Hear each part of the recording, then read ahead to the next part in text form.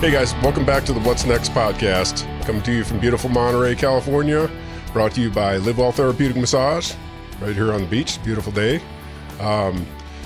You know, we like to. I like to talk to folks that come in for massages. I don't get a chance to talk to them on the table, you know, but I run into some extremely interesting people, and today is no different. Today we've got Mr. Zackery Mack-Westrom. Welcome today. How you doing, sir? Thank you, Steve. Yeah. I'm very good, man. It's a pleasure to be here. You know, we've talked many times, and, you know, our conversations always go off in all kinds of different directions. And, I'm good for that. He's just a super interesting dude. Thanks, man. I felt a near instant connection with you as a kind of a elder brother kind of guy that I've always been into martial arts and. Yeah, right on. Like, tell me, what we do here is I like to figure out, you know, where you are today, and I want to hear about your story of how you got there. Where'd you grow up? Where'd you come up? So I was born in Oakland, California. Oakland, okay. Raised in Richmond, California. Okay. Known as the city of pride and purpose. And I used to joke and say, well, I can see the pride part. I'm not so sure about the purpose. But Richmond was old World War II. During the Second World War, it was a big shipyard town, and so historically, it was a boon for the minority population, African American population. Folks had good jobs, could afford houses, and then overnight, zoop, industry dried up, and poverty hit pretty cold there. It was a boom town during the war because they were building ships. That's right. I think it's the original model for the Rosie the Riveter. Oh, really? Yeah. Wow. Yeah, and they still have a lot of those ships at the Richmond, the shipyard there in Point Richmond. Yeah.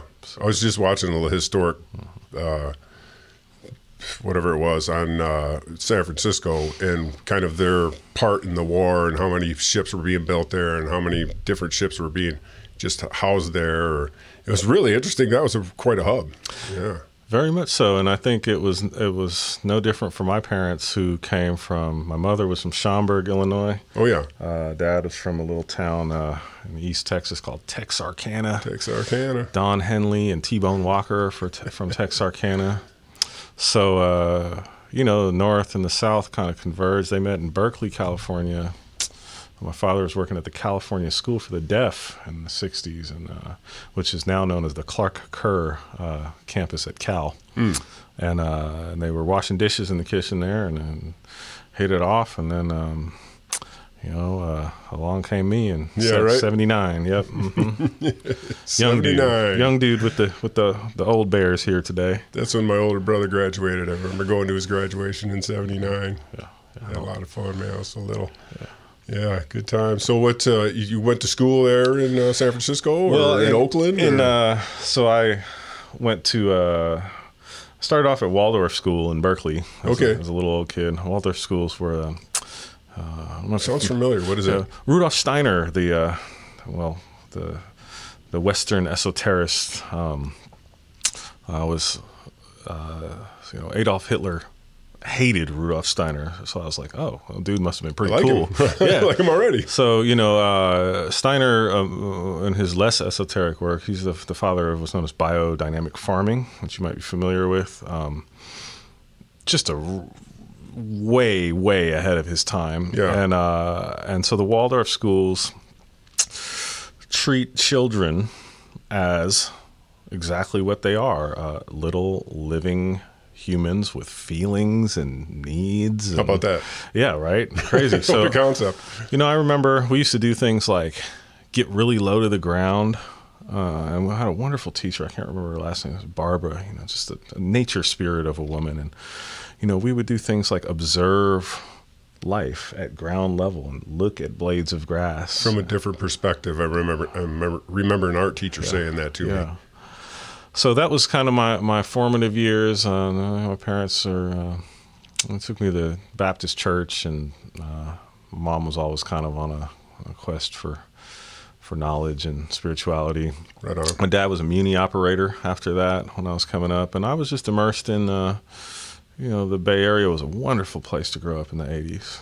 Was it? Yeah. It really was. The arts and the level of integration and not just tolerance, but I always say the bar was that, because my father's black and my mother was white, and people's homes were open to each other. Right. Nothing was token or for show.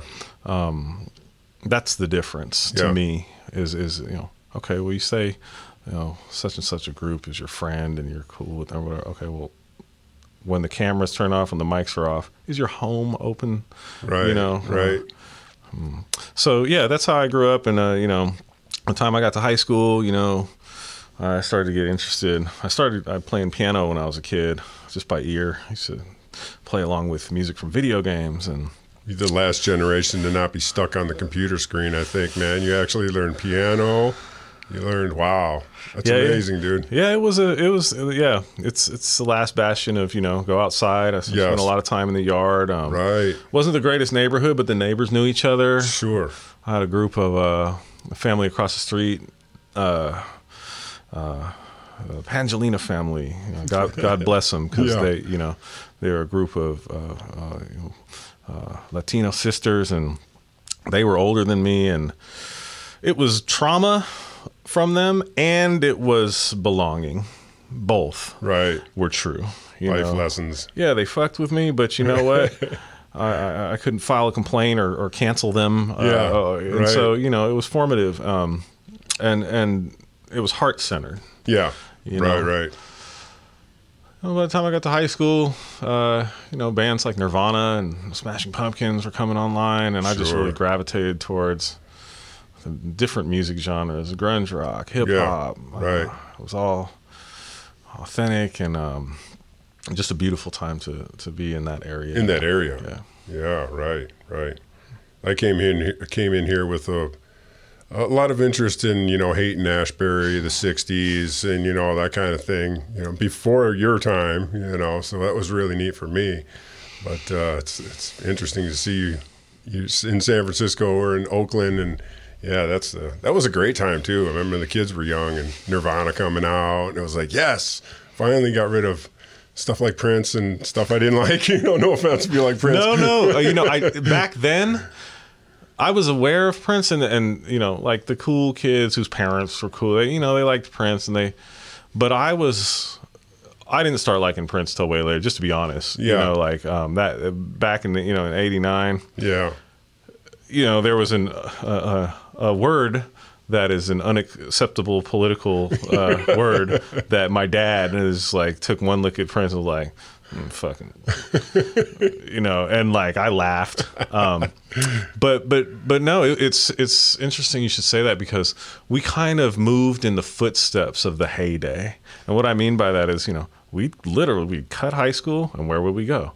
We'd go to Telegraph Avenue.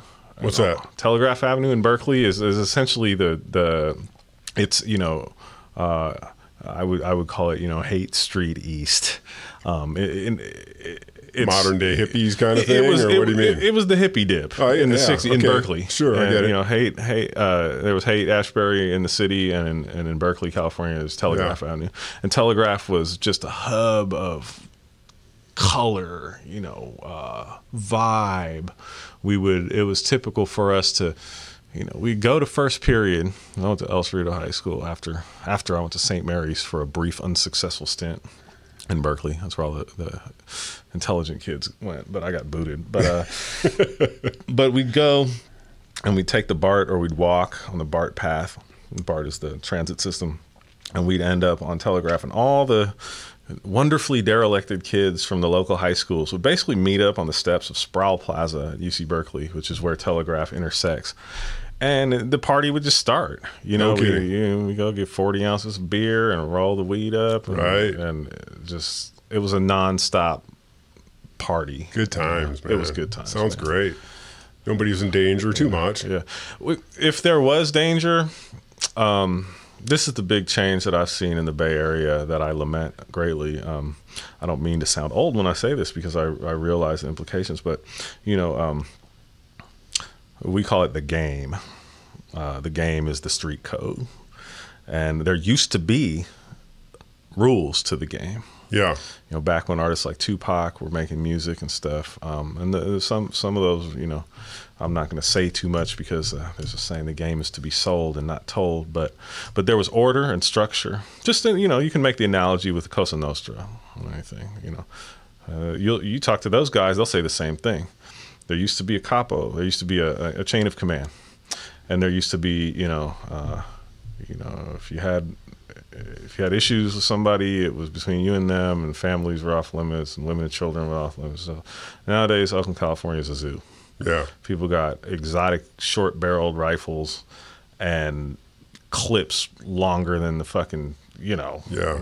It's just insane. And I've heard people say there's no OG anymore. Now it's just people are just running the streets without any kind of OG, you know, to guide them and tell them. That's exactly what I'm talking about. Yeah, exactly. That's what I've heard. And then, you know, there's an implication there, though, too, is because, you know, OG meaning original gangster. Almost the morality that he would implant in them, you know, within it's the lines. Yeah. Because the code is don't snitch, right? Sure. You know, for any ethnic group, anybody, don't snitch. But if you really look at it, there's somebody snitching, and guess who it always is? It's the top. Really? It's the capo de capo. He's the one who sings while telling you, don't you dare snitch. You know? Right. And so when the OG says there's no code, it's actually his fault. Because had his example truly been do as I say and as I do, you know, not as I say, not as I do.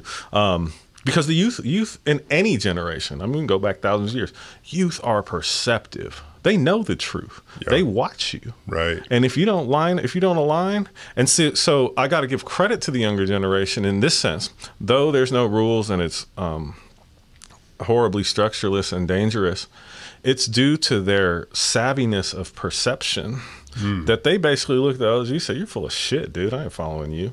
Kind of seems like it. The oldest person's 23, 25. Yeah. Yeah, man. It's a rough, you know, I move in a certain way in the Bay Area. I'll just be honest and say that, you know, fear is a motivating factor for me because I know, you know, what happens to people when they sit in a car on the block and they don't have a pass to be there. You're a target. Right. And if you, you know, I got a good friend who lives, you know, East Oakland is the hot zone. I got a good friend who lives by the Oakland airport, which is, you know, it's turfing, man. This guy's connected. People know him, and he's the antithesis of what you would consider to be a target. And he got jacked at gunpoint in front of his own house. They took his car and let him keep, you know, kind of, I remember the movie Menace to Society where the guy robs the guy and the guy he robs drops his burger and the character O-Dog, he picks it up. He goes, anybody want a cheeseburger? You know, it's big fun to him, right? But like they literally let my friend keep, I think they let him keep his phone and his food or something and took his car and not his life, you know? So yeah, dangerous times in the Bay Area. Also, really amazing times. There's nobody at the helm. That's this consensus. You know, people have been in Oakland and these neighborhoods for generations. They've worked hard to be homeowners and to get a foot into what is now, you know, we saw gentrification come and we saw all the political implications. Right. And people don't feel represented. Yeah. In fact, they feel actively misrepresented. For sure. And that's, you know, but as far as me, you know,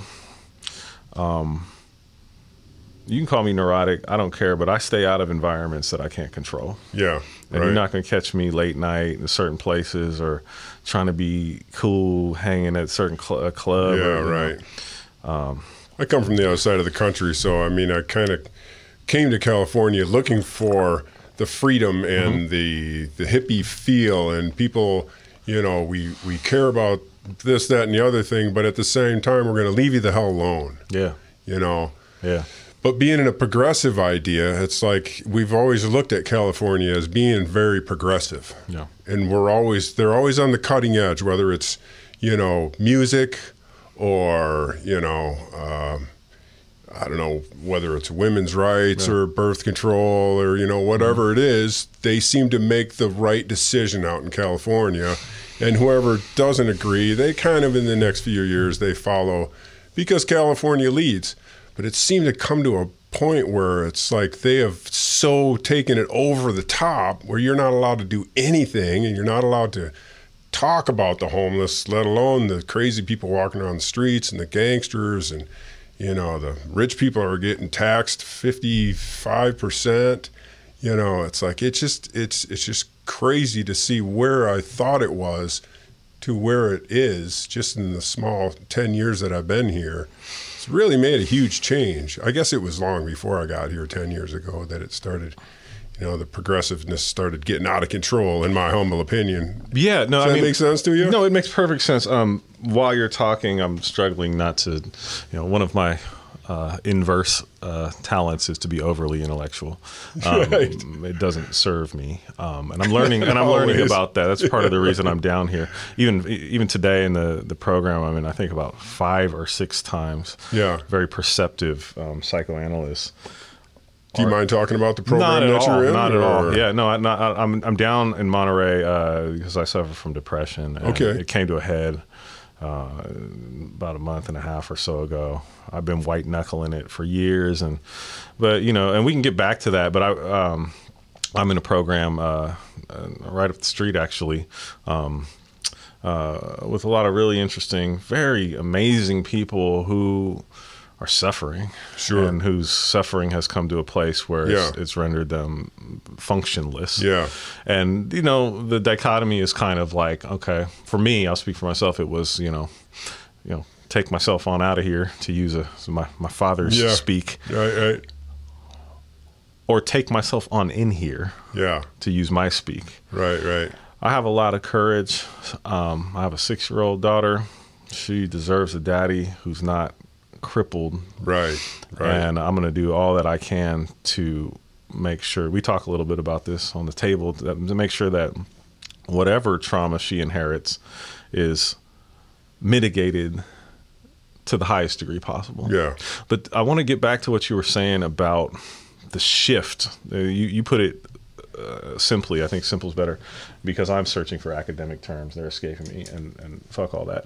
But I grew up super left and fuck the man. Sure. I think about the band Rage Against the Machine, which was like the fucking spearhead of the, fuck you, I won't do what you tell me. Right. And that's, Dude, that rang through our, my generation, yours too, probably, Yeah, and it was authentic. It was before my time, but I guess when it did come on, it was like, that's how I felt as a child. Yeah. Right?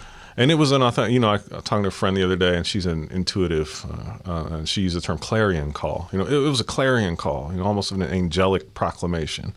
In this time, in the 90s, there was the real hope, just like there was in the 1960s, that we're going to move away from structures of power and control. I'm looking at your shirt, increase of peace. We're really going to do that. We're really going to integrate. We're really going to have a world that is, moving in the right direction. Yeah, man. right. And but leftists seem to take it a little too far, in my opinion. It's like, okay, I get what you were trying to do, but I think it's true. I don't want girls on the front line getting shot at. Yeah. Call me an idiot. Yeah. Little things like that, It's interesting because the first time you said that, I do agree that the left is taking it too far. I'm speaking from the left when I say that. Right. It's also clear that the opposite pole has taken it equally as for sure. So it's not polarly exclusive. Yeah. And this leads to how people are embedded in their perception of their identity. Yeah. Which is usually a very out of touch perception. Ruled from a place of unintegration and from a place of frankly fear. We were talking a little bit earlier before we started rolling about that, how as black man, mixed man, whatever the fuck I am. I'm mulatto, still, I guess. Mulatto is the old pejorative term. That's what we used to call, yeah. But right. as a human without a tribe. Yeah. And the realization that I've had for my own survival in my own breastplate before I even extend myself to another person so as not to crack up by myself is that, because when I look at MAGA world, catch me 5 or 6 years ago, my thought was like, yeah, I want to kill all these fools. Right. Well, guess what? That just doesn't work. Yeah. And if you're a person, I don't even call myself an intelligent person, but just not an utterly brick-headed person. Yeah. Hopefully you would be wise enough to see how holding that trauma and anger and rage in your own chest and stomach, in your body, is going to make Steve rich because he's got to work on you every Tuesday so you don't die. I literally go home from working on folks like that, and I'm rattled. Yeah. My nerves are rattled. Yeah. It just transfers right through my being. Yeah. And I have to let that go. I have my own I need to deal with. Yeah. I'm like you. I felt the connection when you said, sometimes I'm too overly intellectual, but it doesn't serve me. Tell me what you mean by that. I'll get back to that. I want to finish that. Okay, did I cut you off? No, not at all. Okay. Not at all. Put a pin in that one. No. But the point I was trying to make is having self-awareness. And I've had this experience several times in the last couple of weeks. Like, I'll see like a MAGA dude with I used to call it the dead ass snake shirt on, 1776 shit on. Yeah. And I'm like, don't tread on me. Yeah, take that, tread on you is what I used to say. Yeah. Fucking dead ass snake, tread on you. You know what I mean? But hey, that's look. America. Yeah, America, right? But where that gets really played out is in the home. Because, if we don't want to be incarcerated, we're not actually shooting it out in the streets, Right. So for all you Civil War fantasizers, like you can't go to Arby's if we have a Civil War, and that Truly, sucks. right? You know what I mean? Right. Like you don't want that. Where it really gets played out, and you can't hide it. You can't. I don't care how much bravado or machismo or whatever the fuck you have. Your children are the ones who will suffer, and I see it every day in these trauma programs. And the larger point I was trying to make is, to move towards a space where we were talking about Jordan Peterson as a lightning rod for this type of polarity. Mm-hmm. People have nuance to them. They are not an identity that's defined by their political orientation, no matter how much they want you to think they are or you think they are. And so if you're able to turn to a person and own your own shit without letting their appearance or beliefs trigger you, I can see, hey, like I was saying, if we're men, we're of a certain age group, many of us are fathers. Right. And the common intersection is that we want better for our family than the prior generations had. Mm-hmm. And if we can meet there as a humanity, I think that's a really wonderful starting point for doing the work. We don't have to fucking hold hands and sing Kumbaya and shit. Right. And your home doesn't have to be open to me. You don't even have to like me. It's not necessary. Respect me and my rights. But yeah, I want, I'll reveal myself. I kind of got into it last week with a dude like that. And that part of me came out. Yeah. And, hey, look, that part of me only is going to end badly. Yeah. To put it simply. Right. I was able to own my shit. It was really tough. Yeah. I cried. Yeah. I shook my body. It was uncontrollable. Right. I don't know a lot of people that can, men from my generation or older who really are comfortable. It's like, fuck that. Lock it up. Yeah. Die with it. Right. Right. In other words, it wasn't pretty, fun, or any of that shit. But what it allowed me to do was move out of a space where, people wonder why they get cancer and shit. Yeah. You can't hold that shit in your body, man. And what happened in the aftermath was, whereas it was real tense and between me and this dude, I threw myself, under the bus and admitted my part in it and had the stomach basically him telling some half truths about me in front of other people, which worried me. I'm worried about my reputation. Right. You know, I can't, you know, if I try to defend myself, then, you know, everybody's guard is up again. Yeah. But the long and short of it is, what really happened after I owned my shit was I was actually, and it didn't have to happen like this, I was able to rectify the situation, and rather quickly, to where today me and that man had a wonderful, pleasant conversation. And here's the difference. It was totally authentic. Yeah. It wasn't forced at all. Sure. In other words, safety was restored. Yeah. And if we take that out to, you know, that was an interpersonal conflict. If we take that same skill out into the world, you know, wars are fought. This is what war is. It's just more people involved. Right. Yeah. And it takes a lot of strength to be able to get triggered, act in a way that's really incongruent and really, you know, potentially violent. Yeah. And then do a 180 and say, you know what? I fucked up. Yeah. And I'm not even going to cover it. I'm really, you know, the emotions I'm feeling are fear, and there's a lot of sadness. Yeah. The anger is like Sure. Right. out front, but behind it all is That's a mask. The anger, I think. it just is Right. really uncomfortable. Yeah. Thanks for letting me make that full circle. Yeah. Yeah. No, I've had a couple of conversations in the last couple of weeks with some folks that are across the aisle from me, and it's like we were talking before, I still have 95% of the things that we've had in life that we can talk about, you know, that whether it's riding horses or diving or anything else, there's a million things that we can talk about and agree on. We don't have to keep harping on that. And, you know, I do kind of feel like the pendulum is starting to swing the other way because, you know, we disagreed on subjects.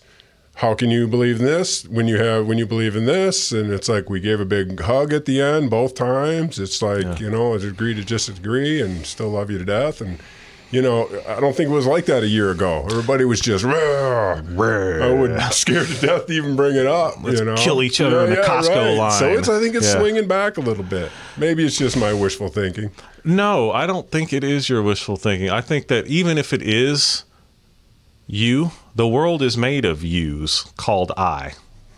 And so, you know, a spark becomes a flame. It can start with one person. Right. But I don't think it's at all delusional. You know, so this harkens back to, you know, I don't know where this came from for me, but, you know, I reread The Art of War a while back, Sun Tzu's classic on military strategy. Sure. And part of successful strategy is the realization that any externalized conflict is not only undesirable, but absolutely unsustainable, like a wick that burns hot and fast. Right. You cannot stay there. Right. And so for these types that think they're just going to be militarized indefinitely, guess what? They're going to die early. Yeah, it's going inside. It's going in the body. You bet. And it's not going to be a good outcome. Yeah. And so I see, for example, these perennial arts of healing like you're doing, like body work and massage, is so necessary in moving into this next phase of humanity because people don't know what they don't know. We're in a very, we're in a time of unknown. Where humanity's never been so threatened. Yeah. And also with that has to come the opposite symbol of there's never been so much opportunity for who knows what, but it has to be beautiful. Hands-on therapy, you know, I just love it, but it's something you don't want to admit that you need as a human, but we can't just live without touching each other, you know. And maybe somebody comes in for a bad shoulder, and maybe they just need some human touch along with it, you know.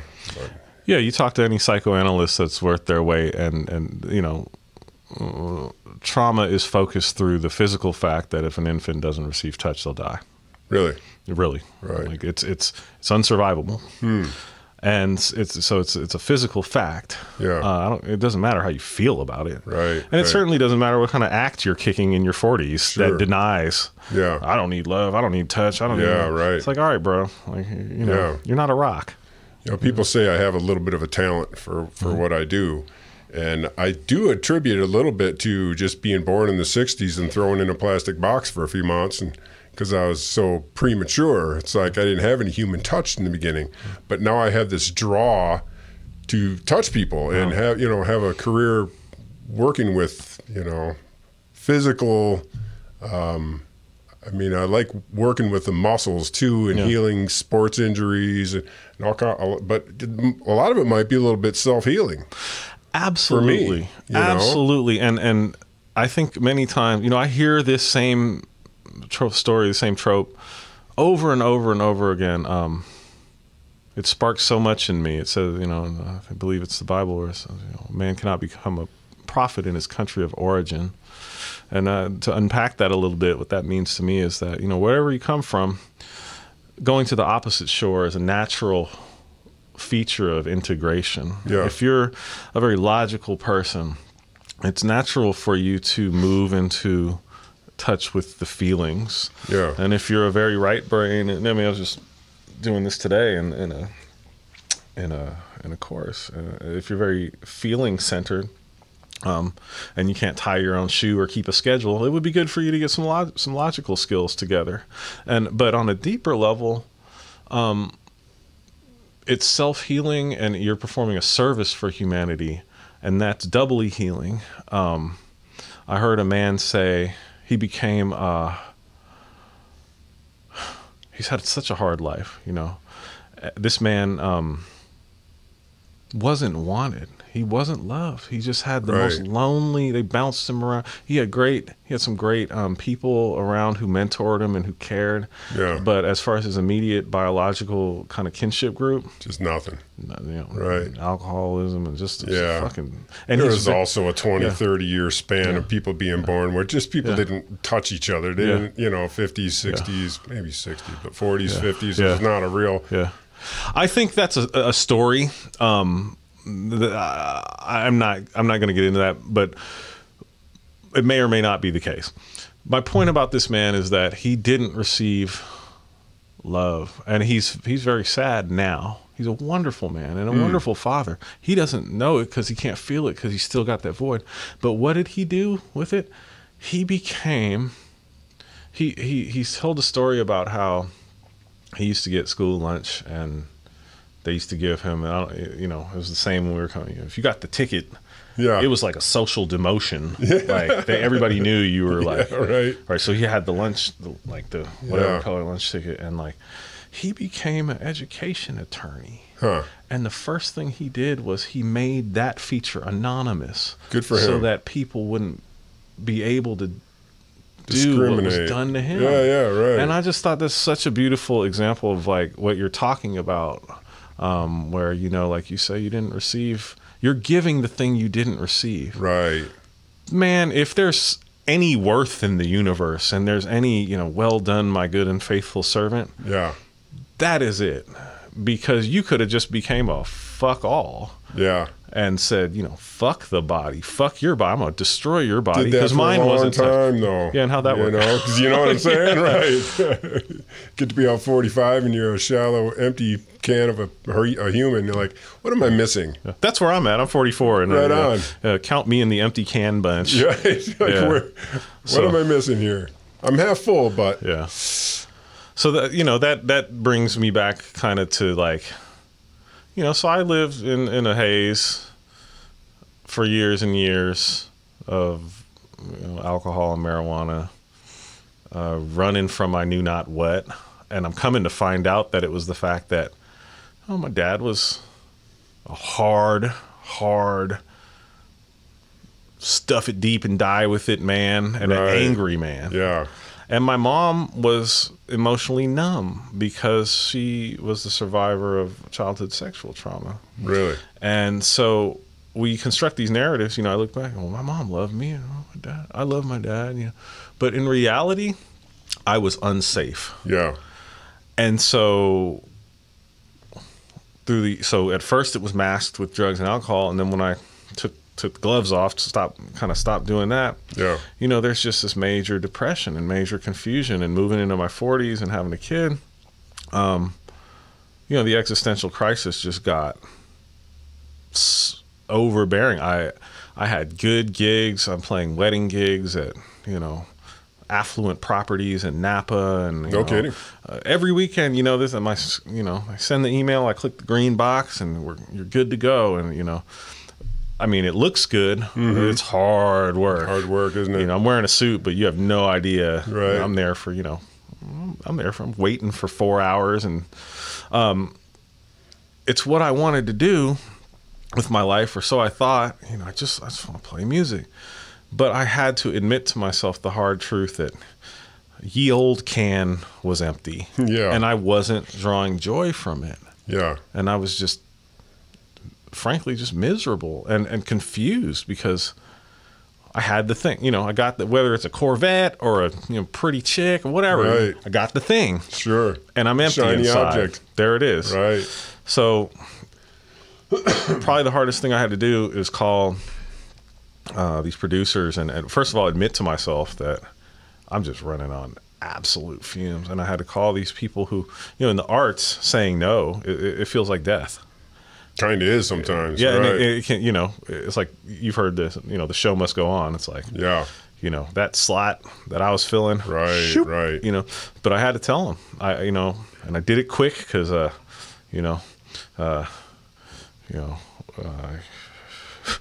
get it over with. I'm a get it over with type dude. If I'm gonna die, like let's right. Get it over with, man. So I sent the emails, and I enrolled up here at a program that has really amazing psychotherapists who, you know, they've been doing this for 40, 50 years, and I've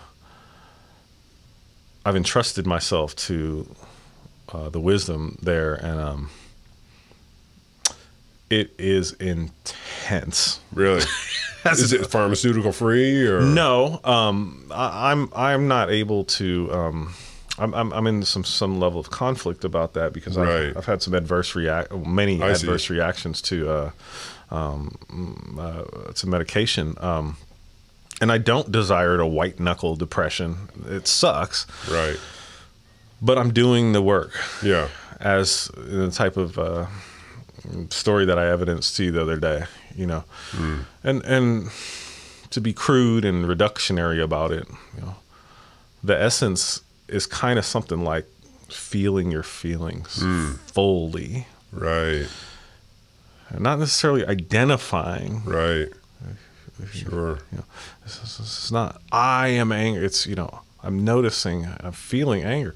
It's uncomfortable. I want to run the fuck away. Yeah. I want to smoke 20 joints. Yeah. I really want to smoke 20, like right now. Right. Like, that's what I know. That's my comfortably numb. Sure.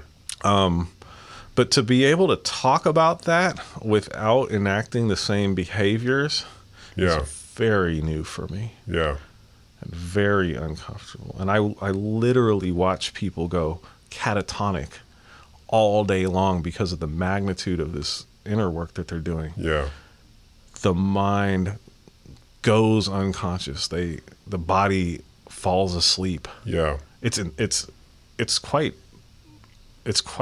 a lot, man. Yeah, it's a lot. It's like, right. So by the time I get to you, I'm like, Steve, yeah, help, bro. But that leads me to say, you know, I could tell, and I can tell, given, you know, I have a hidden talent for body work, even though I don't have any formal training.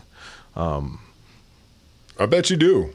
And I know a person's level of integrity when they first put their hands on me. And so when you first put your hand on my help me out here, this area of the spine here, the neck, yeah, we'll call it C whatever, yeah, right. C and T whatever, right? You know, the reaction was like, oh yeah, this dude's got it. Yeah, it was like, sounds like a Yelp review. Yeah, I already wrote that. You rock. Yeah. You didn't read it? I haven't read it yet. I wrote it like a week and a half ago or something. Okay. But, you know, and what I said, and you know, I'm never bullshit. Yelp has bestowed me their little elite status, which is really, yeah, really. It's like great. You know, there's no money in it for me, but I love to read them, but I try not to, you know, wait for them or anything. Right. You know what I mean? It's probably better that you don't. Yeah, but exactly. Right. The essence of what I said is there's massage therapists, and then there's healers, and Steve is a healer. Thank you. Yeah, thank you, sir. Yeah. Means a lot to me. Did you do the service? What did you, when you were young, did you go into the service? No, I just wear a you know, it's funny because people ask me that because, you know, we walk around with these 6'4", 6'4", 270. Especially in such a military town, too. No, and you know, I'm not from here, but no, I naturally gravitated towards esoteric literature. What's that? Just, you know, mysticism. Okay. I think I wandered into the Richmond Public Library and just started reading from the occult section. Really? And this is before I just always had a fascination with man and spirit and inner nature, and then I just really naturally gravitated towards the martial arts. Oh, really? And was watching all the Jean-Claude Van Damme movies and Bruce Lee movies. And then my mom found a man in Richmond, California, and you know, I still stand in utter admiration and true thanksgiving towards you know, Grandmaster. He may be great Grandmaster now. Forgive me if I'm getting the epithet wrong because the respect thing's important, but Mr. Lloyd Craft was an amazing Shaolin Kempo and Kaji Kenbo karate instructor in Richmond, California, who came from you know, a lineage of badass. You know, these were, you know, these were killers. You know what I mean? And you know, but at the time, his rank was professor when I studied with him, and Professor Kraft gave us two options. Yes, professor, which meant compliance, or push-ups. So my mom didn't understand that, but she knew, you know, my dad was kind of in and out of the house, working and doing whatever the hell else he was doing. Zach needs a little discipline. Yeah, and so I just ate it up, man. And, you know, by the time I got out into the center splits, and I was training 4 or 5 nights a week, and I had a heavy bag in the garage, and I pitied the fool who wanted to fight me. Maybe that's what gives you the military feel. Yeah, maybe. Right? Yeah, maybe. Yeah. Yeah, no, and you know, when people say that, I always tell them, I didn't need to join. I didn't need the external drill sergeant. Yeah. I didn't need anybody to tell me. Inside. But, you know, what's interesting is a person has to be very careful because, you know, like Abe Maslow said, the famous psychoanalyst, you know, when all you have in your toolbox is a hammer, problems begin to resemble nails. Yeah. So it's common for dudes from my walk to have done 10, 15, 20-year stints. Sure. Because what do you think's going to happen when you're training to punch a hole through somebody? Yeah. And nowadays it's gun fu. Right. So it's just not going to work out well. Yeah. So, well, you know, I think if I come from a generation where it's like it's hard to get like angry fighting and then turn it right back off. Turn it back on, turn it back off. Those are the things a man has to know how to do. And I didn't learn to do that. So sometimes I went overboard as a youngster, not knowing when to stop, when to slow down, you know. And you probably learned that a lot in the martial arts, you know, to have a master or a grandmaster. You know, okay, I know Mike Tyson talked about that, you know, with the guy that trained him. He's like, he taught me how to fight and kill, but he never told me how to shut it down. Customato, right. He died too early. It's not that he wouldn't have, he just died too early. He just never taught me how to bring it back down. It's like, oh, I can totally relate. Not to that extent, but, you know. Yeah, well, these aren't, you know, we're going to be what was modeled to us in any regard. Sure. And, turning it off has never been a cultural virtue in the West. It's always the bad boy and the, you know, what happens at the end of the movie? They shoot everything. We were just talking about Airwolf. Like, the helicopter comes over the hill and just absolutely destroys everything. Like it's supposed to be cool. Like we're going out for beers after or something. Like, no, there's consequence. Huge. And this is part, I'm going to tie this into some of the work I'm doing. One of the skills that wasn't given to me, and another interesting thing is when there's something you really need to work on, it hides from your consciousness. So it's called distress tolerance. Nobody taught me how to suffer, and then that was how to be in pain and not suffer and not construct a doomsday narrative. Nobody said, hey, pain is, you know, I mean, we're all probably familiar with entry-level Buddhism, you know, the nature of life is suffering. Sure. But nobody really modeled that, especially not to men in this society, that, hey, you're going to go through shit. It's going to hurt. It's going to be ugly. You're not going to, but it's okay. Yeah. It's okay. You're okay. You're safe. Yeah. You don't have to act out. You don't have to go join a clique of men who glorify the dysregulated nervous system, which is just a burnout. And if you talk to, back to the OG thing, you talk to dudes who've done 20, 25, 30 years, sometimes more in the pen. These are not the dudes glorifying violence.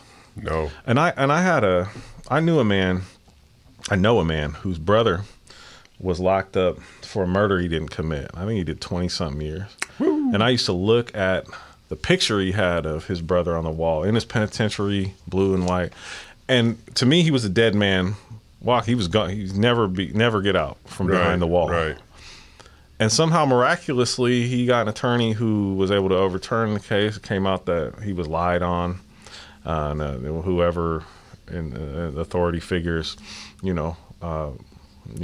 made it up. They fucked this guy, and he caught the case for somebody else's. What a freaking nightmare, dude! Nightmare. He came out, and he was giving a talk when he first came out, and a young lady.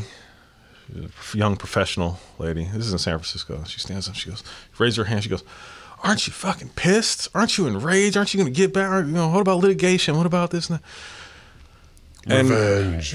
Whatever. And with the most genuineness of being, he said, "No. You know what I aspire to do?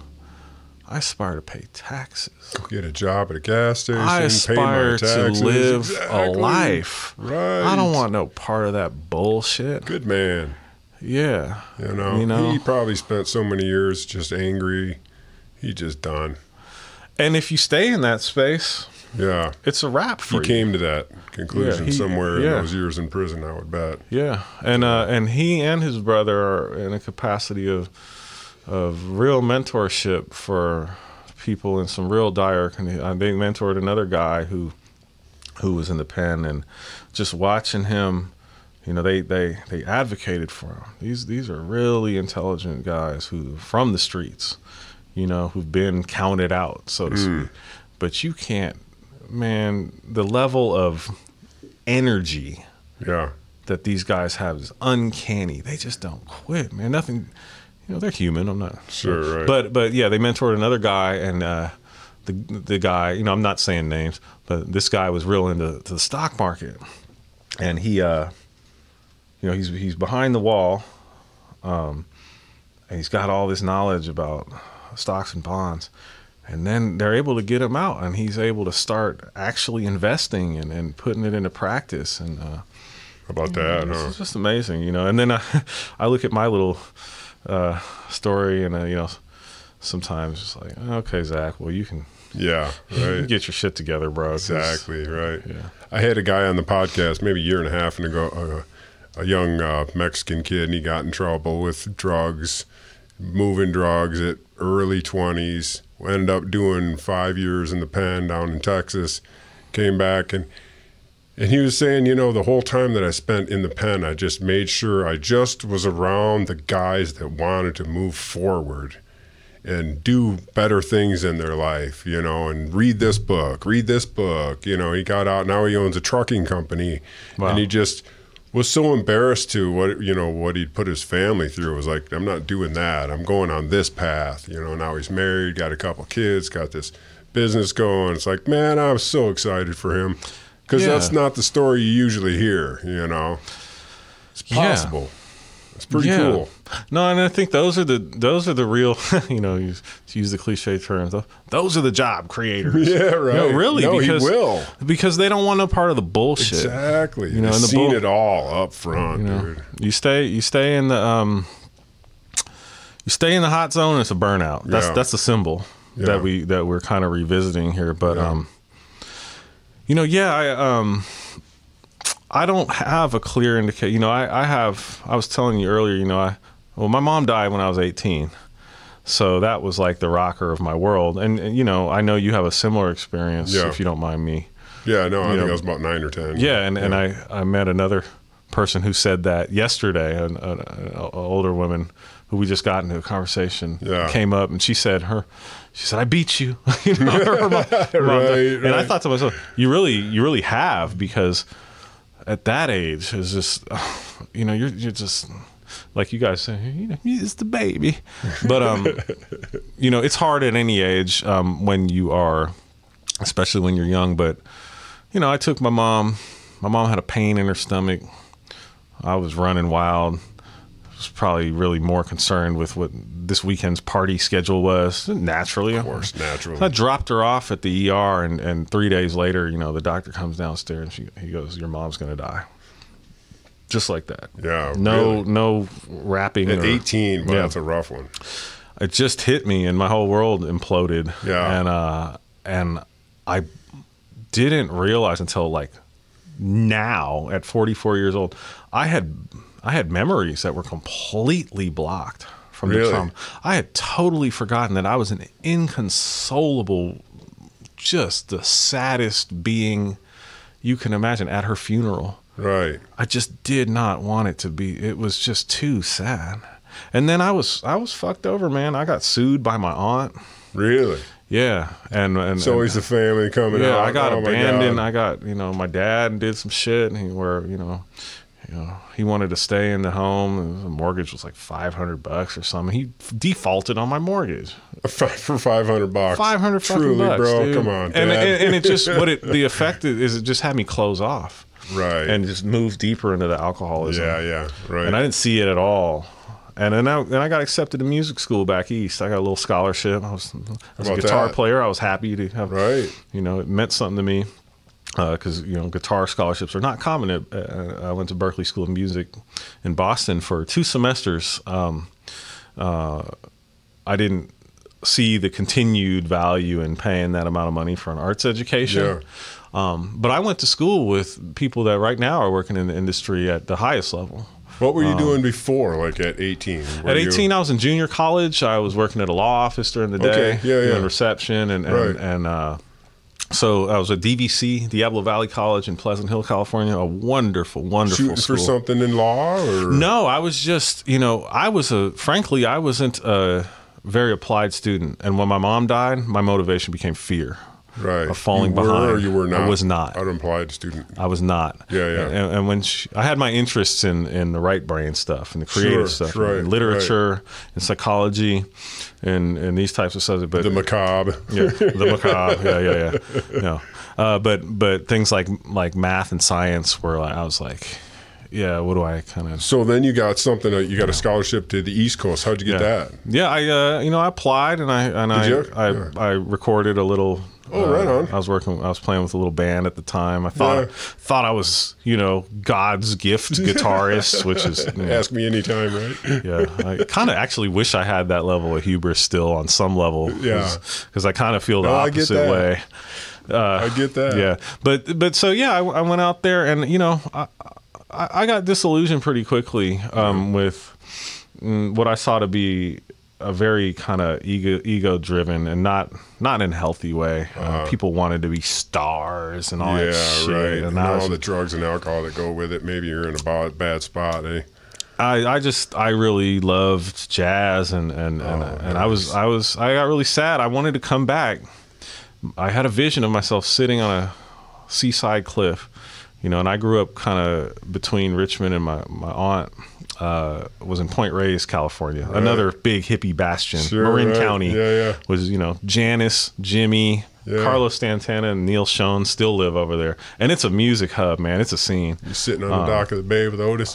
Yeah, you know, but the coast, and it's very similar to this place, in the magnetism of the natural setting. Is the California coast is my heart resides. Sure. All up and down from there, all even north, even the Washington and Oregon coast. But you know, there's something about the West Coast, and I have a lot of West Coast love. I wrote a song called West Coast Love, but you know, I was disillusioned. I wanted to come back here. I didn't know that, so I came back, went back to Berklee College, and then I started to get on track for a transfer to. I transferred to UC Santa Cruz and you know, snapped up a philosophy degree, right? Which is the subject that I detested the least. And I was just, again, in line with, you know, those interests that I had as a child. It made sense for me. You know, but then I became disillusioned with the academic side. I didn't want to be a professor, and I could, you know, see straight through the tweed coat with the leather elbow pads. It's like, okay, well, if you want to fuck your students, just say so, bro. I don't want to be that guy. Yeah, you know, it just seemed really disingenuous. I had some great professors too. You know, shout out to Daniel Selden.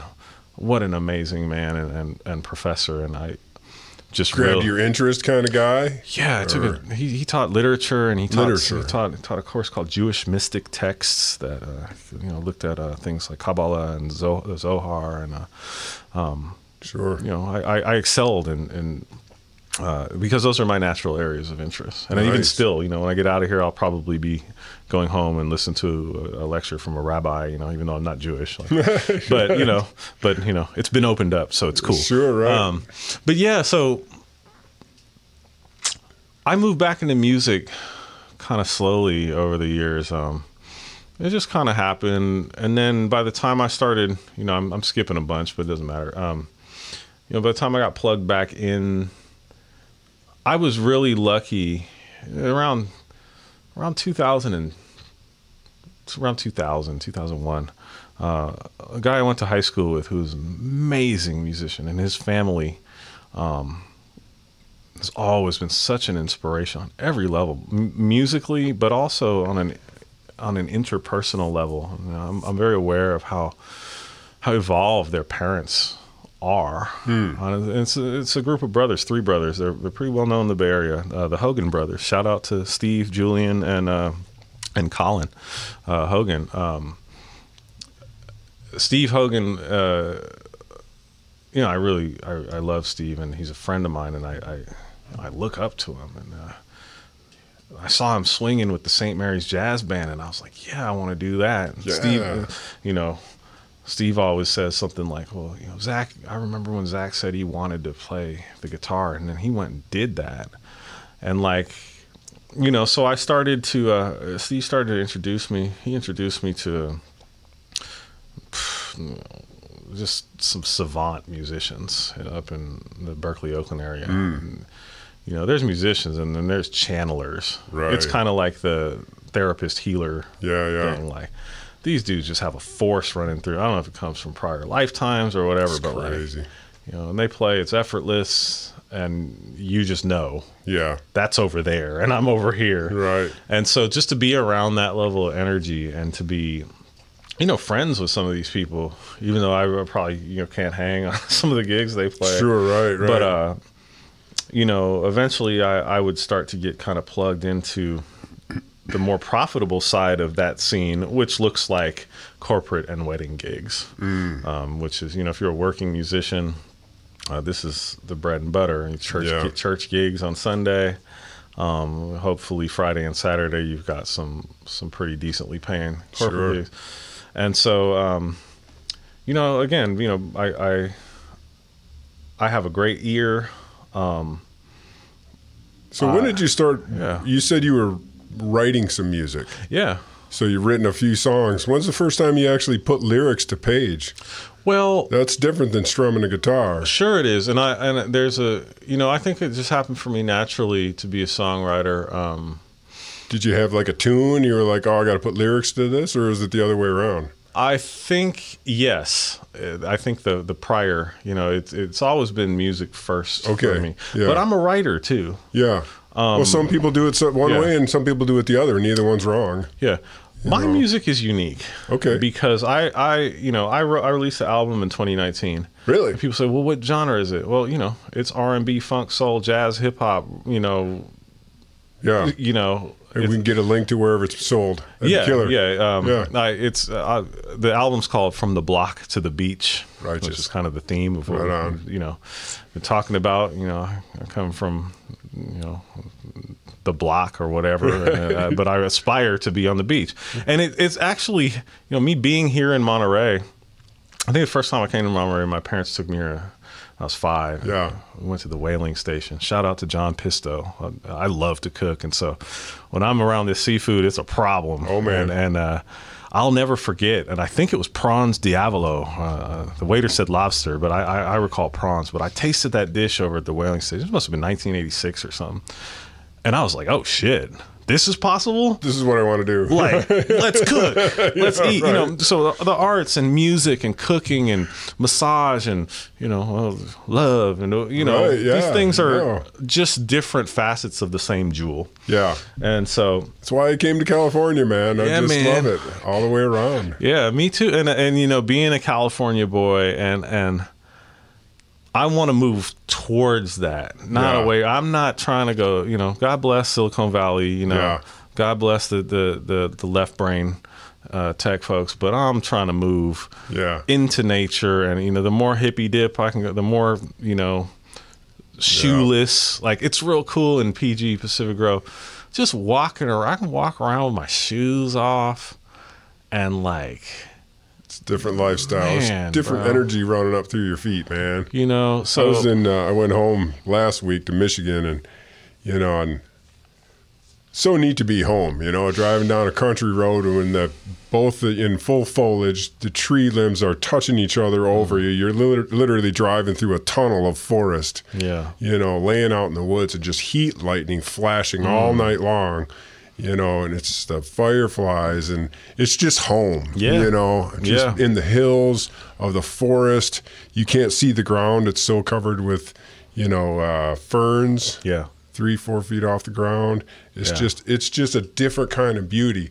And then I come walking down the beach here when I get home, and it's like, okay, this isn't the beauty that I grew up with, but it's a different kind of oranges and browns and grays and very gnarly looking trees that look like they're pissed off because they have to live on salt water. I don't know. Yeah. It's a different look, but it's a different kind of beauty. Yeah. So a gnarled beauty. That's beautiful. Well, a good part of me resides in nature. And, when my partner Allison and I first met and were head over heels and front end face. We just spent so much time camping and hiking and beautiful. And in places like Big Sur and Lassen and just Big Basin. Big Basin is one of my favorite, and I really lament the recent fire of 2020 because I used to, when I was at UC Santa Cruz, I'd get my day pack going, and I didn't go with anybody, but I'd go the full skyline to the sea. And I like to go out, and there's this spot I would go to, and I don't recall what trail it was off of, but it's, when the time you get up to that level of elevation, it's the scrub madrone, the madrone trees, and I I saw one down the street. The madrone has always been a symbol to me of, I'm out there now. Right. And I'd always hike. I see. I'd use that sadistic martial arts discipline to get myself well past any Insta blogging person looking for a photo op. I want to be in the heart of, the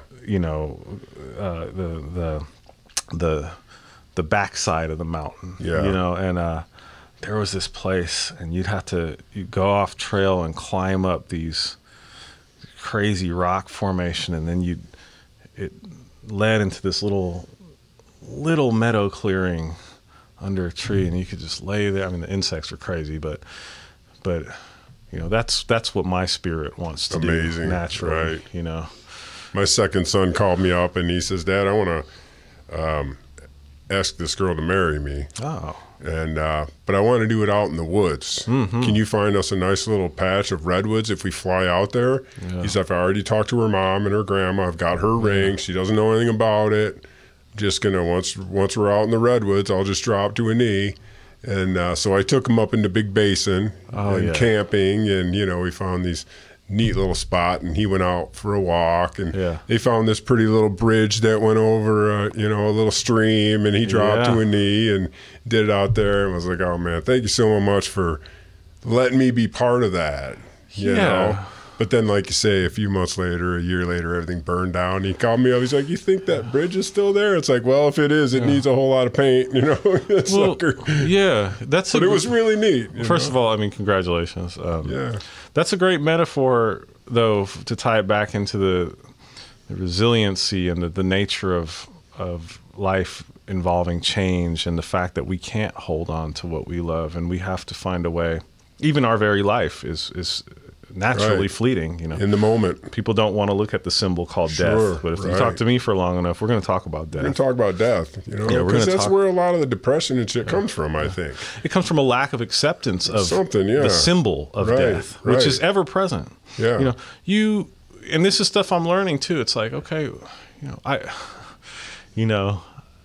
there's a wonderful man who's a senior therapist at the place I'm in, and I'm just really drawn to him because as a symbol he embodies a voice that I'm working towards, that I realize that I lack. And it's a voice that is exuberant in the face of these things because he's worked out his own shit. And I met this man and I could tell, and I you know, I'm a pretty straight shooter, and first thing I said to him, I said, I'm fucking scared of you. And he goes, and he's an old head from the 60s. Had it all figured out, it seemed like, though, huh? Well, he knows he doesn't have it figured out. Oh, I see. You know, and he's not trying to have it. But, you know, he said something yesterday along the lines of this. And, you know, the program I'm paying for ain't cheap. It's not the most expensive, but there's infinite value in this wisdom to me. He said something to the effect of, you got to get out there and take risks or be horribly depressed. And you got to find your tribe. And if someone doesn't like you, who gives a shit? That's a rough one to get over. That's for sure, isn't it? I mean, it was like a dance for joy in my soul because I yearn for that level of okay, I'm sad. Okay, you know, the girl said she didn't want to date you, or you didn't get the job, or you didn't get accepted to the program. It's external shit. Who gives a shit? Figure out what's external and what's not. Yeah, that's cool. It's not who gives a shit about you or this group, and it's not a maliciously directed thing. It's a beautiful, true understanding that I am not in control, and I'm willing to get out there. And I literally woke up this morning with more energy than I've had in a long time. And again, I'm fucking exhausted, but I was almost dancing, and I was saying, who gives a shit? I'll read you real quick. I wrote something to that end if you're into it. Okay. This is how I write songs. I was going to say, turn it into a lyric? Or kind of. It can. It doesn't have to. Sonnet, poet, you know, whatever. I woke up feeling frisky like the foam atop the sea. And who gives a shit? Who gives a shit what others think about me? Maybe they will hate me, or maybe love will be. But who gives a shit? Who gives a shit what others think about me? Perfect. You know, and, you know, I see my song, the album I released in 2014 was like a fuck you letter to fascism, pretty much. Really? And the things we talked about in the front end, where I see my hometowns going. Yeah. And I was really angry, and it was from that voice of that unsustainable voice. Yeah. And now I think I'm able to I'm still able to perform those songs, but I'm able to recognize that that voice is it's a part of me. It's not my core identity. I don't have to be hung up there. Yeah. I don't have to be looking at this person, feeling they're some kind of way, or, you know, okay, I said what I said, and who gives a shit? Yeah. You know, if it resonates, but I don't have to be horribly angry as an embodied person when I'm singing those songs or rapping those raps. But I can still say it. I still, they can be true and passing at the same time. Right. Yeah. If that makes sense. Sure does. Yeah. I heard you talking earlier about I had a guy in here that spent a lot of times in the Air Force, and he had a very serious life. Yeah. And when he got out, he's looked to the, what was it called? The Monterey, the comedy, what was that? Improv, yeah. And he's into that now. Yeah. Just because everything has been so serious for 28 years, hardcore. He's really high up there, you know. And he's just, as an adult, I just need to go back and learn how to play and goof off. You said Have you done any like comedy or anything to break that up? Or well, I grew up doing musical theater and stuff, and that was part of my movement towards music. But you touch on something that this is literally play and non-goal directed activity, goalless activity. Yeah, that's what I want to talk about. It's literally prescribed to people that have such severe trauma, and that they have parts that have served them for their survival, but that are now just horribly out of control and neurotic. And you know, there's people that I know who they're so traumatized so deeply, and that I literally hear these master therapists prescribe them. You know, and I checked in with one person like this today, and you know, the text said, I'll read you the text because it's better to be in the actual stuff. I hope you have some non-goal directed play-oriented behavior on the schedule for yourself tonight. Exactly. I know it's difficult, but you can do it, which is to say do nothing at all. Right on. Because this person has spent their entire life caregiving for their family. They're in a profession that involves a shit ton of trauma in the medical, really high up in the medical field. They're beat up by life. There's so much pain. Yeah. And so to turn it back on me to answer your question, I'm getting there. Yeah. I sense intuitively how out of touch I am. I'm a rigid. Sure. You know, even you know, I want to play music. I don't want to be thinking, oh, Lydian flat 7 mode, you know, and then all this. I've been so rigid as a musician and trying to be some hip ass fucking jazz player type shit. But you know, I'm getting there. When I went and sat in last week, I wasn't gonna, because I'm very conscious right now of not doing things from a space of obligation. And that was part of the joylessness that I was experiencing in my life. Was I was doing everything from a space of like, you know, militarized, almost sadistic obligation. Learn these tunes. I get an email, you know, I got a gig on Friday night, Saturday night. I gotta learn 2 songs this hour. I gotta, you know, hit it. Yeah.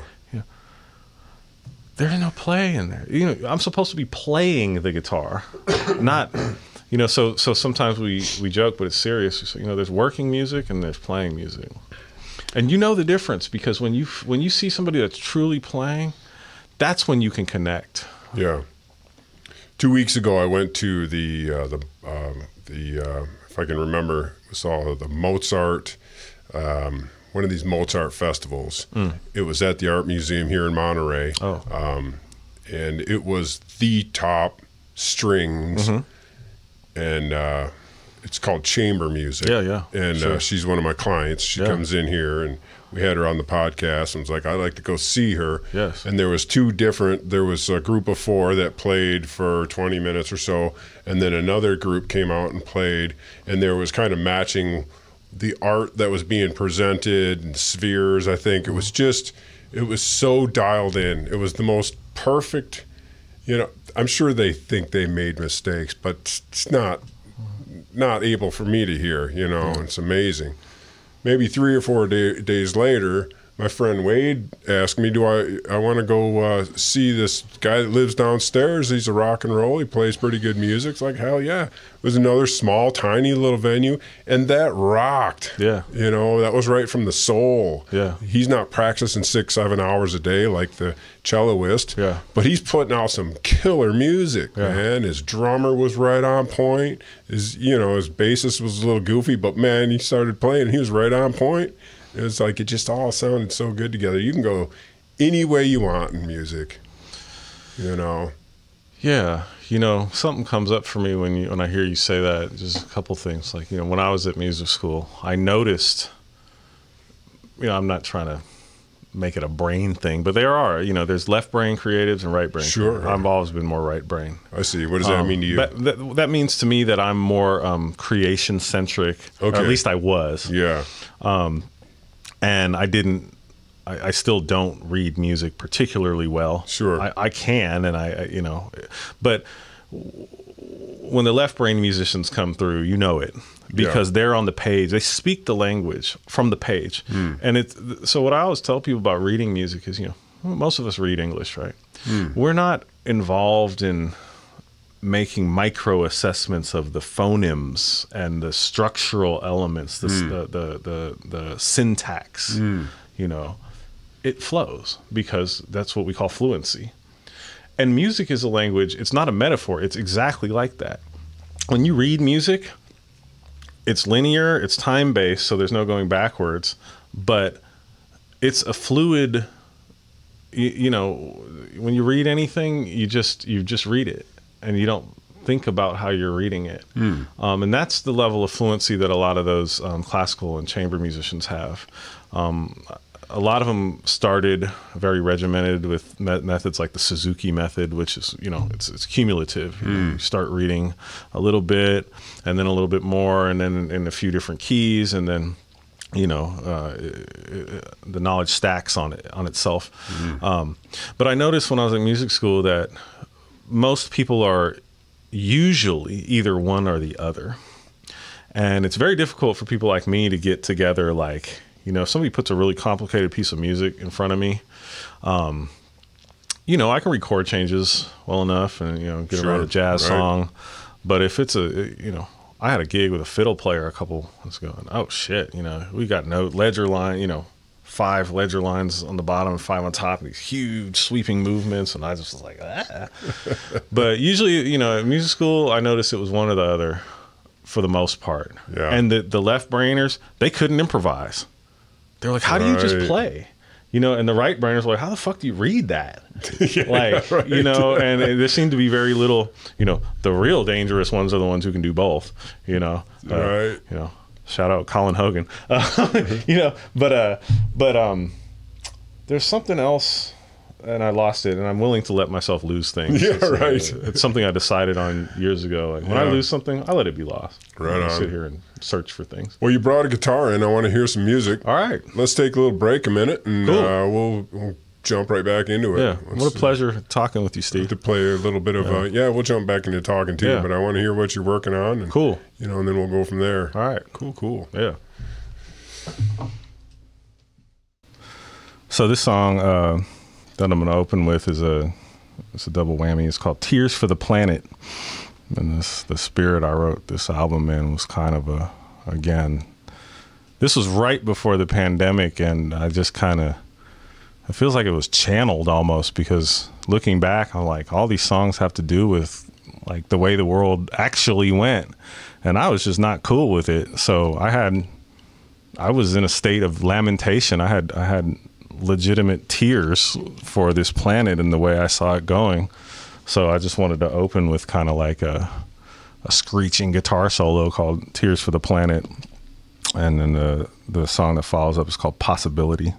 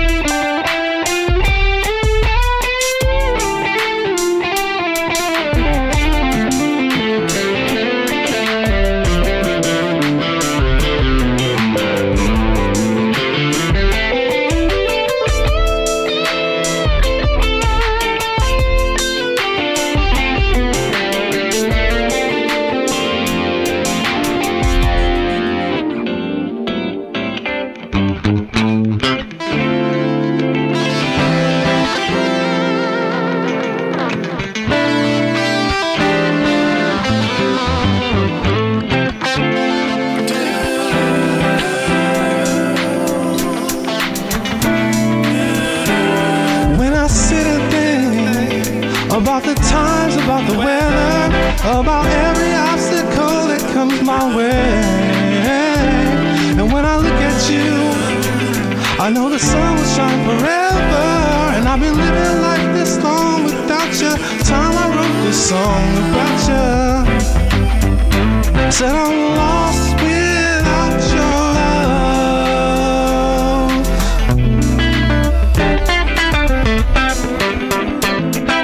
lost without your love.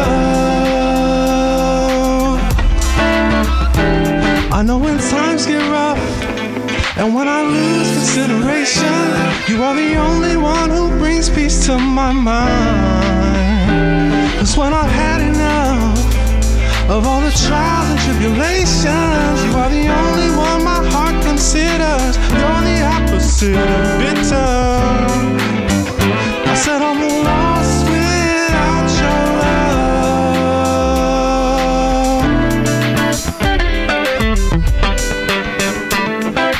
Lost without your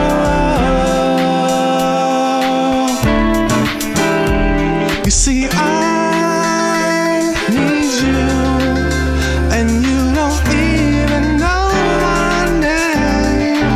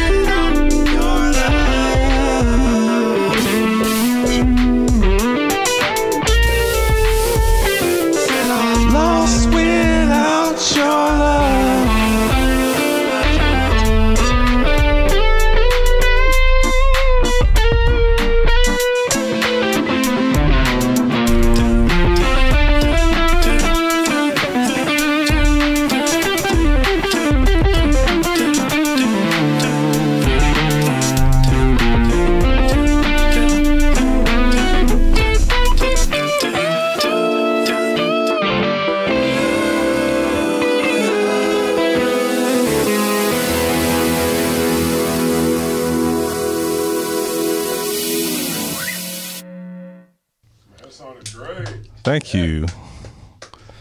I'll hit you with a different style of mine. I'll count that as Really strong coffees. So we were talking about OGs and neighborhoods, and I love light roast coffee because it has the most caffeine. So thank you. That was delicious. This song is called Last Days. We must be living in the last days.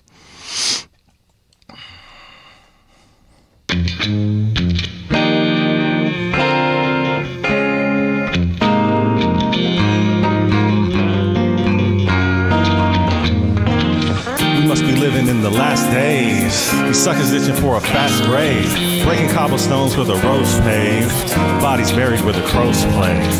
You can sip a glass of rosé. I'ma smoke on this Bombay because I come from the Bombay, a true original where the Mac stay. Fools is broke in the worst way and need to be about some money. I laugh and joke, but I don't play. Like Tupac, I seen better days. I'm a parlay till the sun rays don't show. Water seeds in the ground where the trees grow. And when they ask you who say so, tell them little something like this. Zack Mack, bitch, extra saucy. So flossy, might need the dentist to off me. Stronger than a cup of black coffee. And these haters in the game can only try to copy. Use a jalopy, a flip-flop, a sandal. And here I stand as a one-man band to do it all like the streets of Japan. You know when we hit the streets, they can't wait to meet us, greet us, but don't you ever try to cheat us, deceive us, feed you to a coalition of cheetahs. You see us, we higher than some pilots, put you to sleep until your lips turn violet. I'm not really violent, man, I'm just saying, people living in tents out here, ain't nobody playing. I load up my music, hustle and start spraying, rob from a snitch and make the poor rich. Alleviation of economic hardship, that's why I touch down on the mothership. Grab my people and smoke on some other shit. Fuck a gentrifier in the town, you can have that, bitch, because you made this city unlivable. And your sucker ass ways is pitiful. And your entitled lies are unforgivable. There, you've been eulogized prior to your funeral. And then we smash off to the next galaxy with no chumps, fuck Trump, big weed, cigars, guitars, cars, and big weed. Fuck a motherfucking wall, you can lick these. And all my native and Latino homies take heed. We stand with y'all, man, tall as the trees. Sure as a good gardener, gon' pluck the weeds. We gon' pluck this bitch out of here and break free. Sure as a charioteer, gon' break steeds. We gon' break this bitch out of here and break free. Sure as a cat gets rats who gets cheese. We gon' bust this bitch out of here and break free. Sure as an optometrist gon' help you see. We gon' bust this bitch out of here and break free. Sure as a debt collector gon' break knees. We gon' bust this bitch out of here and break free. We must be living in the last days. These suckers itching for a fast grave, breaking cobblestones where the roads paved, bodies buried where the crows play. You can sip a glass of rosé. I'ma smoke on this Bombay because I come from the Bombay, a true original where the Mac stay. Fools is broke in the worst way and need to be about some money. I laugh and joke, but I don't play. Like Tupac, I seen better days. I'm a parlay till the sun rays don't show. Water seeds in the ground where the trees grow. And when they ask you who say so, tell them little something like this. We must be living in the last days. Suckers itching for a fast grave, breaking cobblestones where the roads paved, bodies buried where the crows play. You can sip a glass of rosé. I'ma smoke on this Bombay because I come from the Bay, a true original where the Mac stay. We can, in the worst way, they need to be about some money. I laugh and joke, but I don't play. Like Tupac, I seen better days. Hey, I'm a parlay till the sun rays don't show. Water seeds in the ground where the trees grow. And when they ask you who say so, tell them little something like this.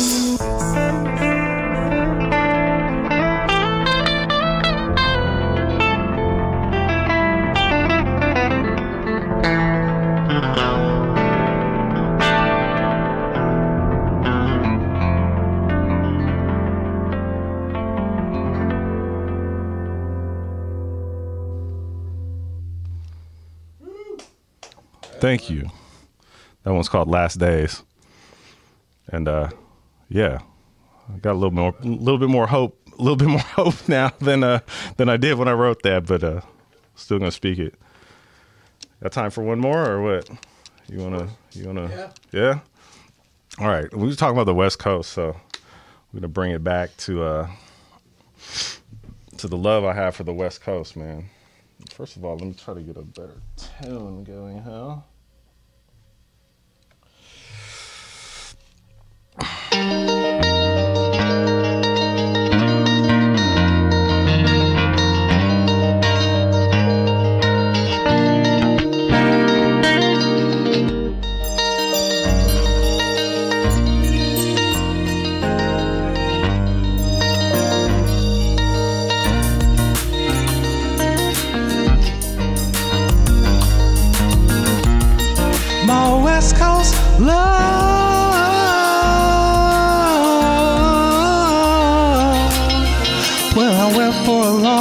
Yesterday, it was the very same road on the coast that we used to take. Want you to know what we had was real, not fake. But I'm a West Coast king, so you know I gotta sail away. Every day when I see the sunrise, feel the ocean spray in my eyes, I'm reminded of my West Coast love. Out of town we would dance in the moonlight, it was cool when I'm from the west side. I'm reminded of my West Coast love. And as the sun goes down over the bay, I know that it's the only place on earth that I wanna stay. New tunes as we drive down south to Monterey. Sand dunes where the dolphins play with the manta ray. We were young, so we used to run wild. Kiss your lips and I feel your first smile.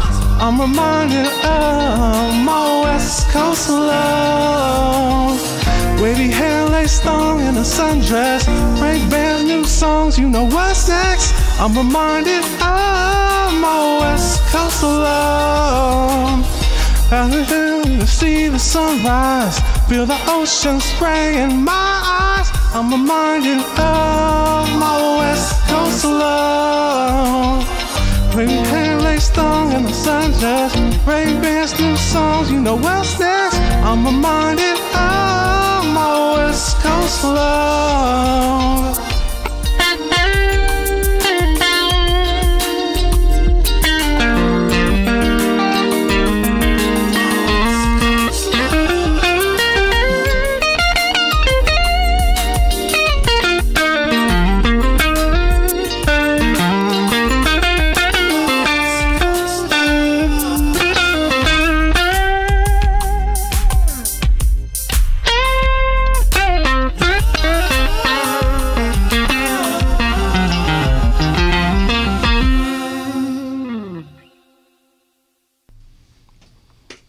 That was killer. Thank you. I'm a bit pitchy today, so forgive me, but hey, whatever. Good job, man. That was amazing. Thank you. How about that? Thank you. I really means so much to me anytime anybody gives me any sort of feedback that isn't like, man, did you hear the guitar player?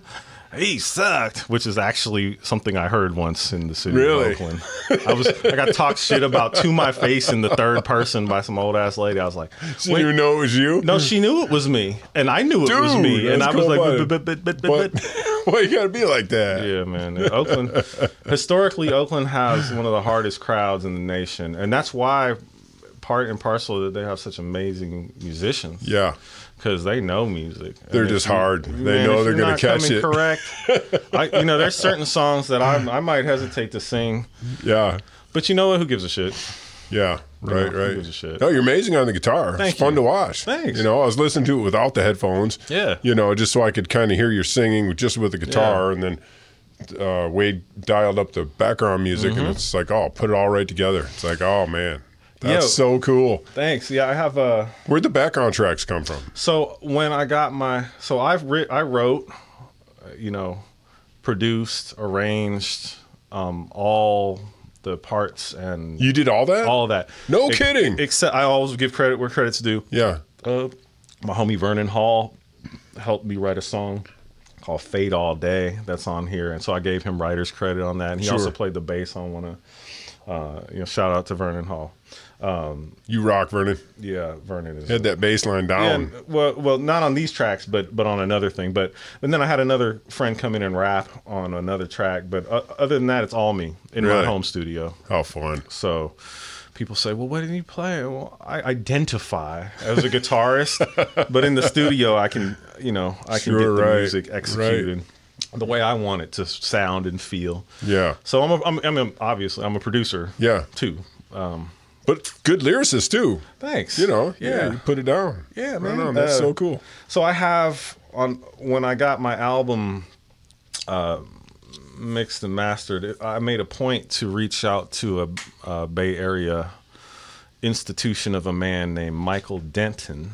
And Mike, if anybody knows Bay Area music, has worked on, he works on the big boys albums. There's some big names that come through here for sure, right? Yeah. Well, Mike has touched, if you're familiar with Bay Area music, especially hip hop history, Mike's name is associated with all those projects. So as a Bay Area cat, it was important for me to have that stamp on my album. Yeah. Just to be amongst. Sure, right. But Mike was able to give me tracks fully composed and with full lyrics, but then I also have what are called performance tracks, which are stripped down so that the essence of the song is there, but there might be some lyrics omitted so that I can sing them, or some guitar parts omitted so that I can play them. Yeah. Right. So that you can be. It's important to me as an artist to be self-sufficient on some level, because there's so many artists that like to piggyback off other people's shit. Yeah, and it's like, well. It's like the proverbial, like, well, you want to smoke, man?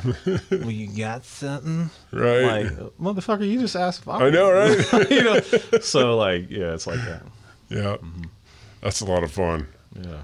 Just, my mom was into, piano. My kids are into music, but I think it just skipped a generation where I just love vinyl, man. I love all about music. I couldn't put it together, but I just, everything from the Carpenters to, all the Allman Brothers, ZZ Top, Van Halen. Dude. Never got into the rap, never got into that. I mean, it was a little past my time. I was into hardcore, underground punk, in the early 80s and stuff like that. And, it was just like that hard, you brought up Rage Against the Machine, my cup of tea, Sepultura, well, it's, in the Bay Area has always been a melting pot on every level. I bet, right, on every level. Starting with the shipyard thing we talked about. Everybody comes to where they can have the better life for their family than they had. Right. Monterey is a perfect example. I'm looking at the pictures, and John Pisto's, I bought his book recently, Cooking Monterey Style. It's an amazing book. Go buy it, because if you like food, and man, you get to see the Sicilian heritage expressed through the sardine industry in Monterey, and pictures, and he talks about his grandparents, and then you see the recipes. And so for me, rap was an authentic expression of an authentic voice of my upbringing. We used to freestyle. We call it just rap. Somebody kicks a beat, and we're standing around with way too much beer at an inappropriate age, allegedly, and just standing out there in Berkeley or San Francisco, just rapping. Yeah. Even if you couldn't, it didn't matter. There was no the critical gaze of social media didn't yet exist. Right. And by virtue of that, beings were free to become what they would become. Yeah. And if you didn't like it, so what? Because I'll never see you again. Or if I do, But people were always, I was surrounded by art. I grew up writing graffiti. Did you? But these cultures weren't separate. You know what I mean? So we'd be over at my homie's house, whose mom was, an enabler, to put it mildly. Right. She let us be. I know what you mean, Let us be those kids at her house, and God bless her. That's why all the kids were there. The kids were there. We'd have what are called our piece books, which was our art books, where we'd be working on our graffiti stylings. Oh, no kidding. And then we'd be sitting there listening to Sublime and all these grunge bands on the radio. Right. And smoking the best, drinking the best, and just having I'm still to this day, and they're going to be looking at me like, Grandpa, shut the fuck up. Like, I'm so happy to have been in the bed that time. Like, you know. Right. It's like, oh, you dropped your dentures again, bro. You know, it's funny. I had to learn what this, see, where I come from, when you tag a building, it means that's part of your gang territory. It was a fine line. You try to cover over somebody's mark. Oh, yeah. There's going to be blood, you know. And then I come out to California and they're, oh, look at this piece I did on this building. It's like, oh, so you're not like tagging. You're tagging it, but it's not like I will kill you if you. It's a different thing out here, you know. Yes and no. I mean, don't get me wrong. If you're affiliated in a neighborhood, in certain neighborhoods, it has that element. So they still have gang tags, but that's different from just somebody tagging it. It can't. You have to really watch. It's. I would say it's more dangerous now than it was when I was growing up. Really? Yeah. Yeah. No shit. Certainly. Because, in what way? Because taggers had their own. We were called taggers. Yeah. You know, and it was its own thing. But there's always been an intersection between the gang lifestyle and the arts, and that's an interesting thing, just because I was talking about this with somebody the other day. But like, you know, when you come from a neighborhood and you're expected to fall into a certain trope for survival, but you're fucking wildly talented, that still has to come out. Yeah. And there's graffiti culture and tattoo culture and lowrider culture and the whole, you know, a lot of that's, you know, all respect to the Latino culture. Amazing art going back, you know, thousands of years. You know, look at the Aztec stuff and the Mayan stuff, and the Olmec stuff. And like, dude, this is the same culture. And then from any culture, you know, I don't care what your ethnic, you know.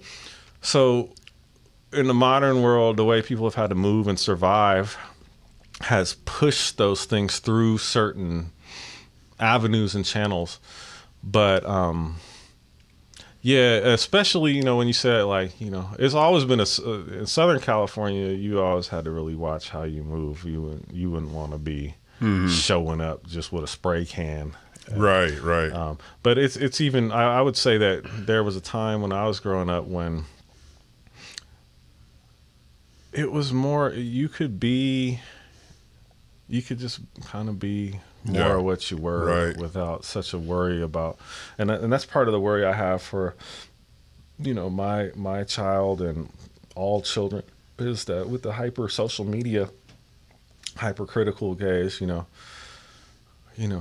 there's no room for imperfection. Right. And how do you think shit grows? Like, how are you gonna get to a place where, as a chef, you're able to cook by feel? Like, I keep referring to John Pisto, but I'm so inspired. You know, in the forward of his book, he says, you know, I don't cook from recipes. I have recipes, and I can cook from a recipe. But just like a composer, they know scales, they know the modes, they know what available notes and tensions are available in the palette of whatever key they've selected.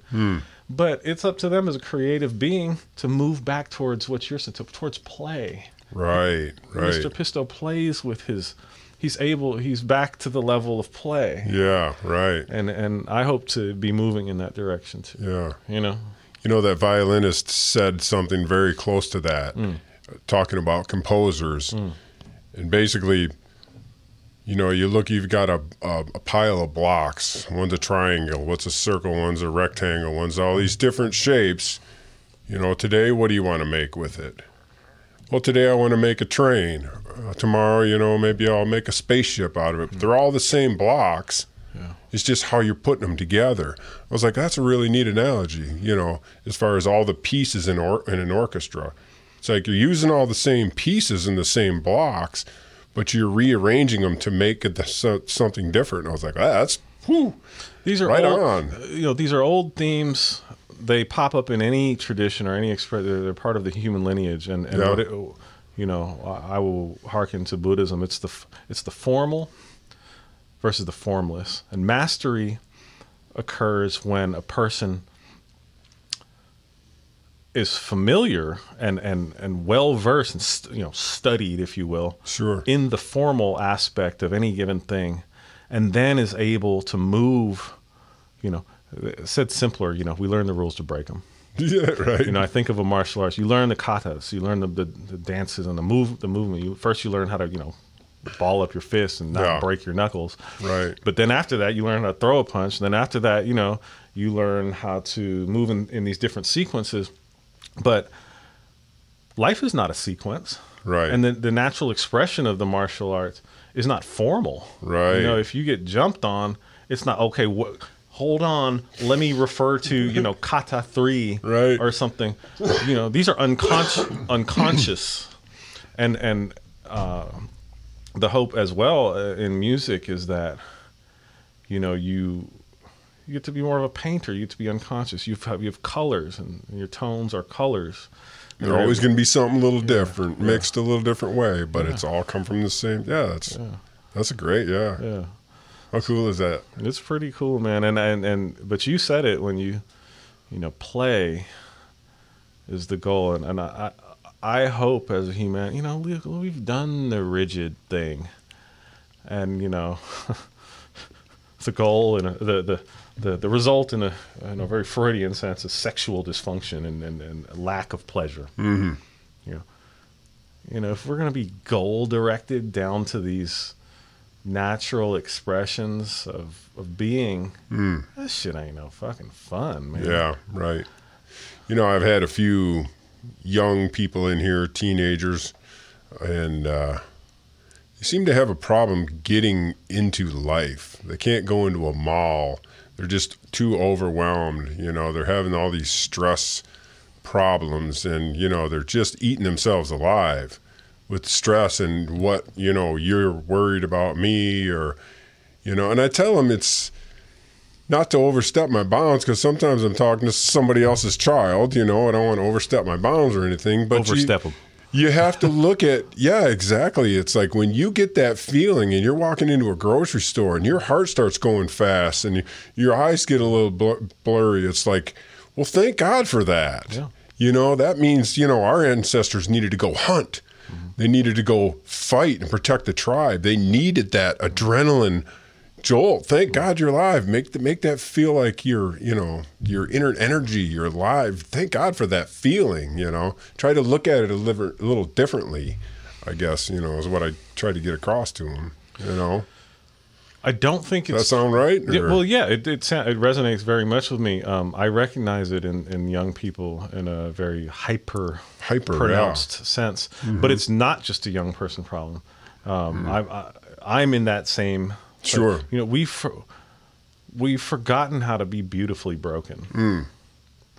And anytime you can turn to another being and show them your vulnerability... Yeah. I mean, what the fuck else are we doing here? Yeah. Right. And I don't, who gives a shit if they're too blocked up and, you know, because nobody can, I suffered for so many years with the illusion of other people's control, thinking that, oh, you know, they're not suffering inside. They're not bringing this shit home, and they're, you know, in other words, they are in control. But you know what? They're not. And I don't care. They could try to hide it for 20 lifetimes. Yeah. It's not true. Yeah. If you're not authentic, if you're not able to open and be vulnerable, it's dishonest. It's a lie. I don't mean that in some kind of pejorative or judgmental sense. Again, ultimately, the cost is to them and their family and their lineage. And then, you know, maybe they hold it together and die with it. I guarantee you their children are going to end up in the program I'm in. Yeah. Or if not them, it's going to be their children's children. It's not anything that's untrue. I think as a law, you know, it's going to get broken up and recycled. So why not start to try in baby steps? I think you have a pathway in your mind. Once your brain starts going down that avenue, it just naturally follows that path. Until you put a roadblock up to stop that, to deflect it to somewhere else, you're just going to keep going down that negative path, you know? That's why things like writing and artistic expression are so important, because, like, okay, when I wrote that song West Coast Love, like, you know, because I love Monterey, But like now that I'm here again, and when I sing that song and I'm here, I'm like, wait, you know, you literally live into your creations. Yeah. And I'll tell you a neat story. I had a vision as a child that was a fleeting vision. I was a young man. I won't say child. Maybe it was a dream. Maybe it was a Pink Floyd song. Yeah, probably. I had a vision. Yeah. But I thought nothing of it. And it was a vision of a man who lived in Concord, California, where I live. I didn't know. I never. So this vision wasn't, to me, to be very clear, it wasn't me. I see. It was just a man, and he happened to live in Concord, and he had a nice car, and he had a bunch of guitars, and he was able to express himself how he wanted to, and he was free in his heart. And I said, that's really cool. Okay, well, what the fuck's for lunch? You know, next. Yeah, you know? right. And then I literally woke up one day, having not had a thought about this for 20-something years. I woke up one day in my house, and it was like, oh, shit. It's literally me right it was now. You. Right. It's not a metaphor. That's literally the life I've stepped into. But you saw it 25 years ago. Yeah. How about that? But again, you know, whatever. You know, yeah. It's just a passing, just like a dream you don't pay attention to or something. Yeah, yeah. But these things have a funny way of, you know, the unconscious, or if you want to call it God, they're not different things. Yeah. Has wisdom beyond our wildest imagination. Yeah. And if we're paying some attention, not even some frenzied level of over attention, but you can see how, you know, this is the stuff of cliche and the stuff of fairy tale. Your dreams come true, literally. I know they do. And it sounds, you know, when we hear it in the children's, you know, you go back to the children's song and look at those lyrics. You know, row, row, row your boat merrily. On the stream, yeah. Merrily, merrily. Life is but a dream. And it really is, and it can be I'm hoping and I'm moving in this direction. I feel it. You know, I'm starting to feel feelings of hope and even feelings of joy. And guess what? It's terrifying. Sure. Because these aren't feelings I felt for 20 years, and I've been more in the sadness and deep, deep sadness and deep fear. But I'm courageous enough to admit these things, not just out loud as some performative shit, but to my very self. Like, I know I'm full of sadness. Yeah. I'm not interested in covering that over with some fake macho shit. No, right. Because it's not going to cover. Yeah, well, it you know, you can't run from you, or you can at your own expense. Yeah. And I'm tired of that. And once you have a little one that needs you to be at least moving, I mean, you don't have to. Like I hear people, they're writing letters to their dad who killed himself. And it's not lost on me that could have easily be a letter to me, were I to take, you know, steps away from myself. If you will. Right. It's hard. Pain will never feel good. Right. But that doesn't mean we have to lump suffering on top of suffering. Yeah, right. So, you know, something that I'm learning, you know, pain is in front of you. Yeah, right. Pain is inevitable, and it's an unavoidable part of life. Yeah. And I was never given the tools. Nobody ever really... See, that's the thing, right? You've got an empty toolbox, and you're trying to figure out, well, how come I can't make anything out of my life? So it's no wonder that kids... and people aren't given these skills. But they're right here, you know? If you have a Steve to come sit with you and experience, you know... So part of the work I see for men... in this world, and I don't give a fuck how anybody feels about it, because, you know, again, go on being blocked up.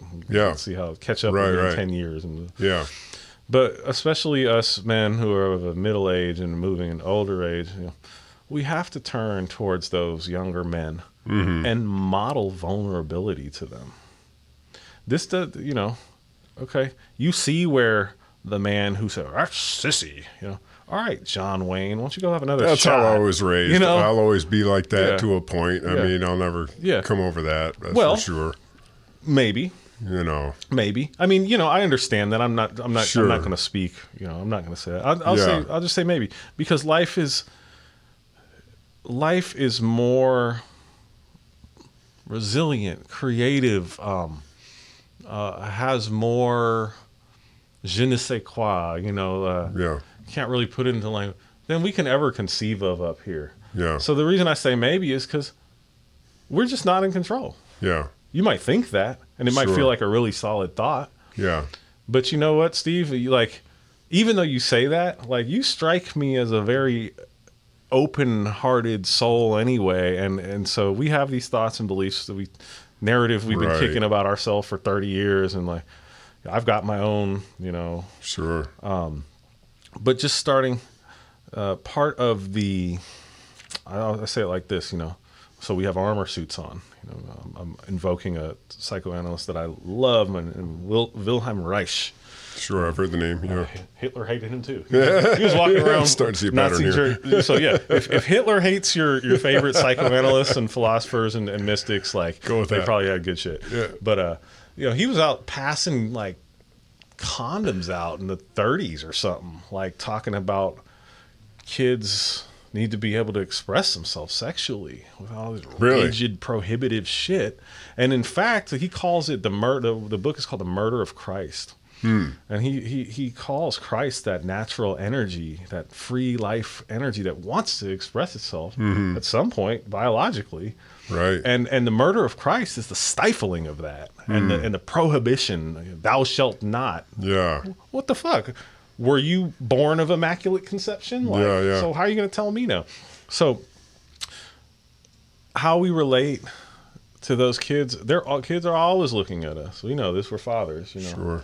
Sure. You gentlemen know it more than me because you're a little further down the path than me, but it doesn't matter if the child says nothing to you, if they look like they're zoned out, they look like they're not paying attention, they are imprinting what you're modeling for them. So we have to, as men, we have to turn to this generation and say, it's okay. I'm proud of you for taking a risk. You know, take another one. Not a reckless risk. We're not talking about, you know, but we're talking about matters of the heart. Yeah. I came across a study or a speech by Earl Nightingale, the most incredible secret in the world. And it's just an amazing talk about direction and what you're shooting for.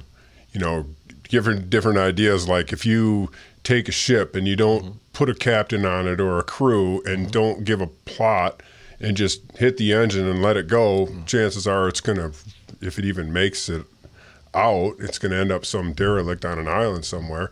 But if you take the same ship and you have a plan and you have a goal where you're going to, and you give it a good crew and a captain, 99 times out of 1,000, you're going to get where you go, you know, to. And he gives all these different, lays out all these different leaders of the world since Jesus, basically telling you,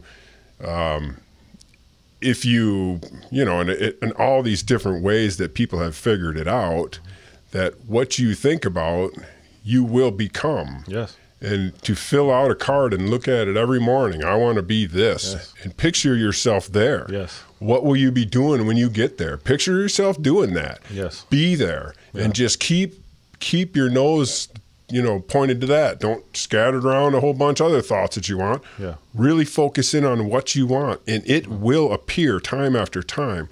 You know, what you ask for, you know, what does Jesus say? As a man you ask in his heart, thou so shalt receive. Yeah, you know, and all the way down to Greek and Roman emperors, and, you know, all these people that have said it the exact same way, but in different words. Yeah. You know, and I really thought that was super interesting, because you see that, somebody that's really goal oriented. And if you don't have any goal, if you don't have anything in your toolbox that your dad put in there, or you haven't found a goal to shoot for, people just don't know what they're doing. They don't even know why they're going to work. Well, that's what everybody does. Yeah. You know, but what's your purpose? What's your goal? Well, you know, to make a living, make my house payment, feed the kids and the wife, you know, but it's like, no, what are you shooting for? You know, that's the kind of thing I've been chasing lately. Well, this is you I'm rendered speechless because of the, this is one of the more ancient themes in humanity. Exactly. And right. any kernel of religion or mysticism is always the science of the will. And the earliest expressions that I can think of are from Egypt and the Vedic culture, or the Indian, the yogic, is all about willing, feeling too. Sure. Feeling and willing. These are the things of magic. What is called magic by the uninitiated is called the feeling directed will by those students of the inner science.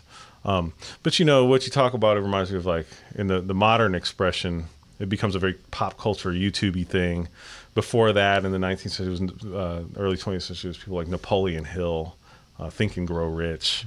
I think I read that years ago. It's gonna be applied through whatever modality is happening in society. Yeah. But the inner essence remains the same, and the proper direction thereof is for the development of man's heart, or man's spirit. I'm not going to define those terms. The block that occurs both in my life and in so many lives that I see, and especially like we're talking about with the younger generation, is, you say, focus on what you want. That's your rudder. But the question prior to that is, what even do I want? And the question prior to that is the bigger hang is, who the fuck am I? So you have to there's some preliminaries.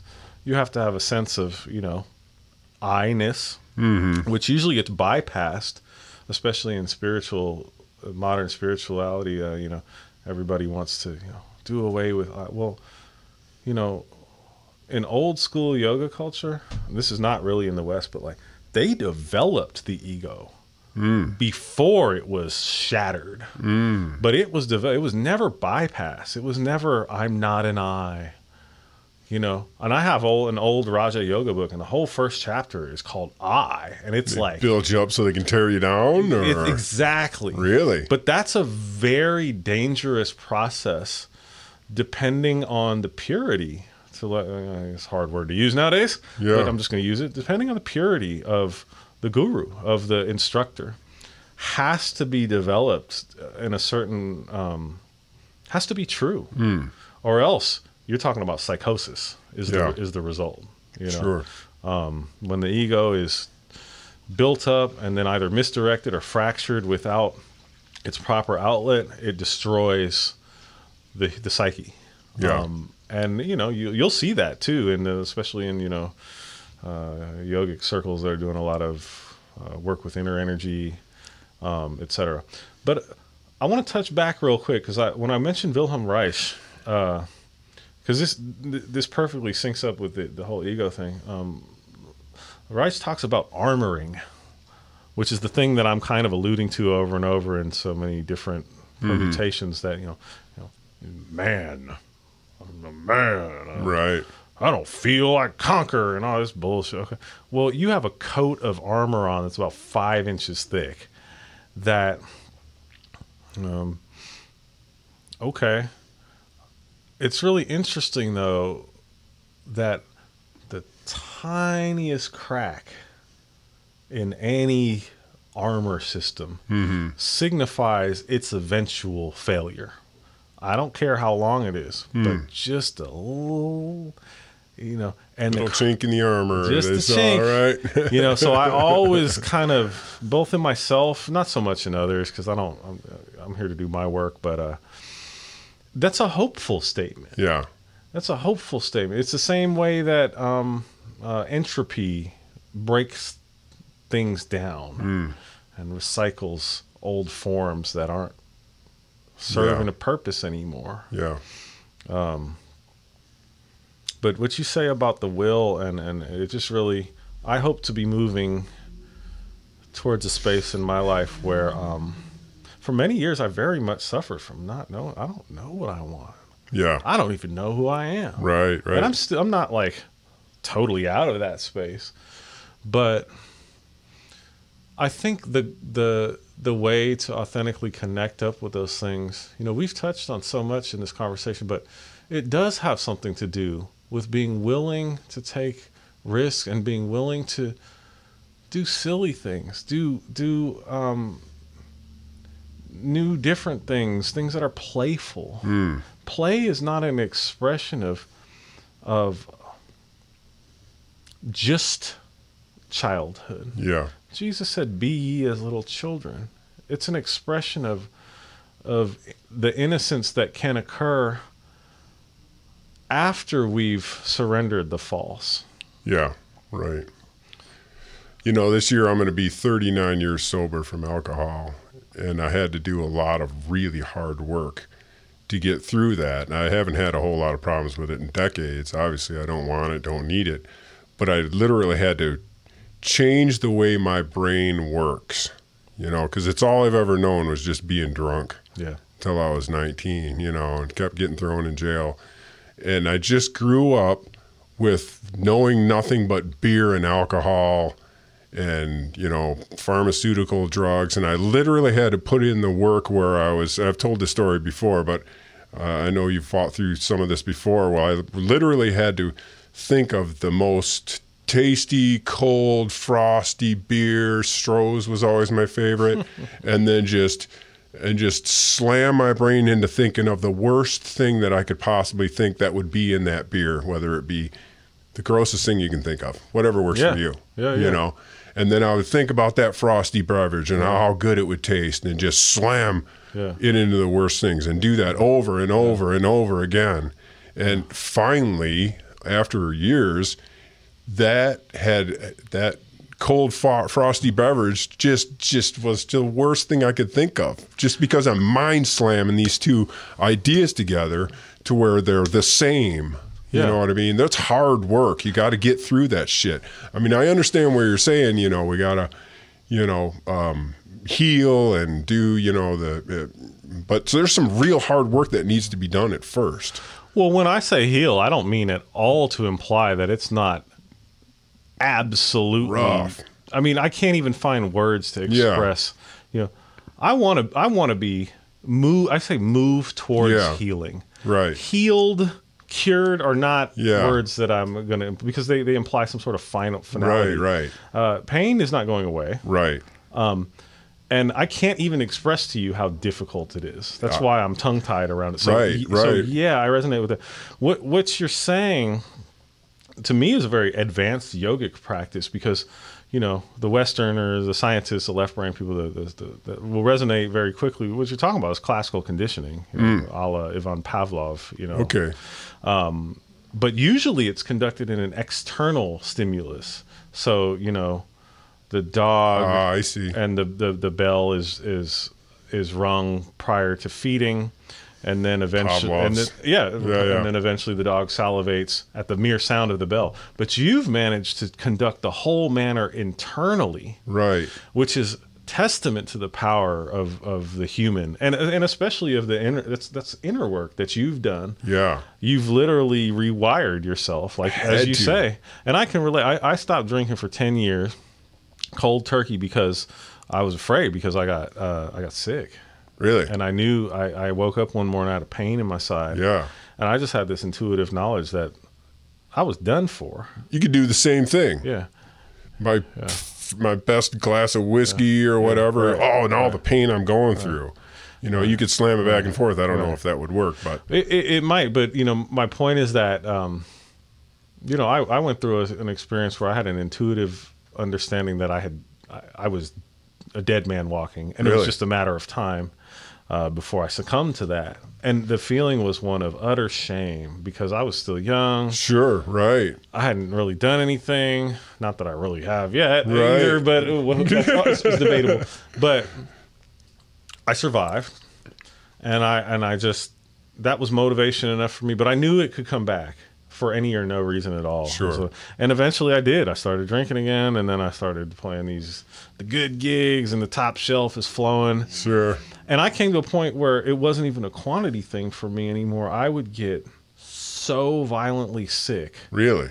So I think I developed an allergy to alcohol because, you know, I'm with guys and they're your age and maybe a little younger, a little older, and they're able to drink and have a good old time and wake up in the morning. Right. Man, I have 2 sips of beer and a shot and be hungover for a week and a half. Really?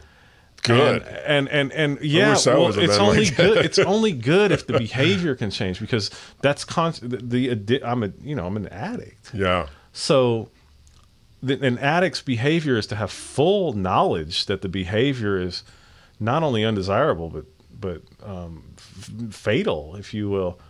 But it doesn't have an effect on changing the behavior. Right. And then depression will enter, because the more you do shit you know you don't want to do, it's like a mental clusterfuck. Yeah. So I'm in a space now where I think it's very important for a person like me, and I've been told as much by the psychologists I'm working with, that, you know, I need more support. I need to go to meetings. I've always kind of avoided meetings because, again, when you have that crazy discipline, Sure, right. I don't need a meeting. Yeah, right. You know, like Exactly. I'll just fucking white knuckle it. And you know what? That worked for 20 years, but then it stopped working. Right. So the wisdom to be able to know one's limitations and to seek help before one needs it, Yeah. and to deploy, safety measures, fail safes, checks, whatever, whether it's talking to people, going to meetings, and all of the above. Right. For the addict, it means the difference, not only between life and death, physically, biologically, but also for your chance at joy. Because I'm starting to believe it when people who I look up to, I consider integrated around me, say things like, not only does everybody have a right to their feeling, you can feel whatever you feel. Nobody has say over you. That doesn't mean your behaviors are that flow from those feelings. Right. But whatever you feel, however contradictory or shameful, you have a right to feel it. No God in heaven judges you for your feeling, and you're allowed to feel. And you also have an innate right. It's your right to not just survive, not just go to the job and do the thing. You deserve joy. Yeah. And Jesus said, I came that you would have joy and have it more abundantly. Yeah. Not some cold, distant, whenever I think about Jesus, I think about how he must have had such a wonderful sense of humor. Just laughing. Yeah. This is not a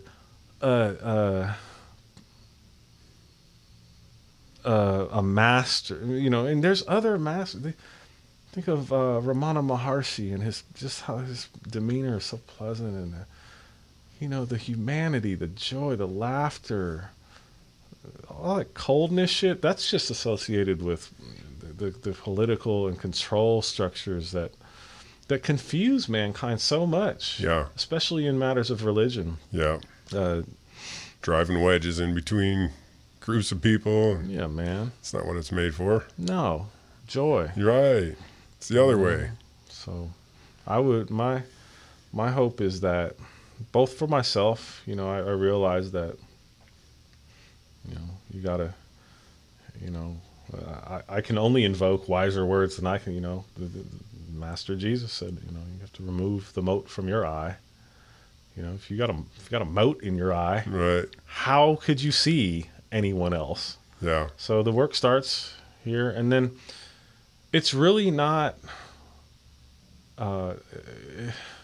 It's not prophetic or preachy or even extended directly or intentionally towards another person. We don't need to found a religion. We don't need to evangelize, is the term I'm looking for. It's just your simple example of the work you're doing, and when other people can see, oh, that dude's not only not trying to control me, he's not trying to control himself, but he's grounded, but he's not in the grave, Right. It's not rigid, it's fluid. He doesn't have the answers, and he knows it. And I'm attracted to that because there's freedom, there's energy there. Right. You know, but then what's going to suffer is Steve's career, because then everybody's feeling good and they're not holding trauma in their bodies. So what a beautiful thought, though, is that the end of your career would signify the next stage in evolution of humanity. Peace and humanity. I don't need it. I don't have any trauma stuck in my body anymore. Yeah. I'm joyful. I'm free. My body is limber like a child. You know, and massage therapy no longer exists because we touch each other. Yeah, right. You know, something I saw when I was in the Middle East. First of all, I had homies who were like, "Are you gonna bring a gun?" I was like, "Dude, the dinar is worth 3.5 times as much as a dollar. They need a gun for us. Like, we're broke." But I saw men holding hands or with their arm around each other. Yeah. There was no prohibition, hang up, sexual implication, or it was the most authentic expression. They loved each other. They were, you know, friend or brother or whatever. It doesn't matter. But like, they hadn't inherited this psychotic prohibition on touch. Yeah, right. Hey, bro, let's slap on the like. Yeah. This guy I was listening to the other day, he was talking about the manly slap on the back. Yeah. As being the most horrid thing you could ever do for a person who's really suffering. It's all right. Like you're patting a dog. Yeah, like you're beating the emotion out of them or something. Right. Like, don't feel. Yeah, right. I don't know. We have some pretty interesting conversations today. We better cut it short. All right. I'll get you back here another day, man. Yeah. You know, you got me thinking about cheeseburgers so cold that I might run out of here and go find one, because that's going to bring me some joy. You slice up some green olives and throw it on there like a crazy Michigander, and there you'll find joy. Thank you, Steve. This was a very joyous thing for me, and a thing that I've never done and maybe would have had resistance to, or tried to prepare for, had more rigidity towards in the past. But I really appreciate you giving me the opportunity to come chat with you, and it's been wonderful. I appreciate you coming in. Yeah. Had a great conversation. We went all over the board. Yeah. That's cool, man. Had a great time. time. Thanks, guys. Thanks for checking in. If you found some value to it, hit the old subscribe button, you know, and love you guys. Talk to you soon. See you. That was great.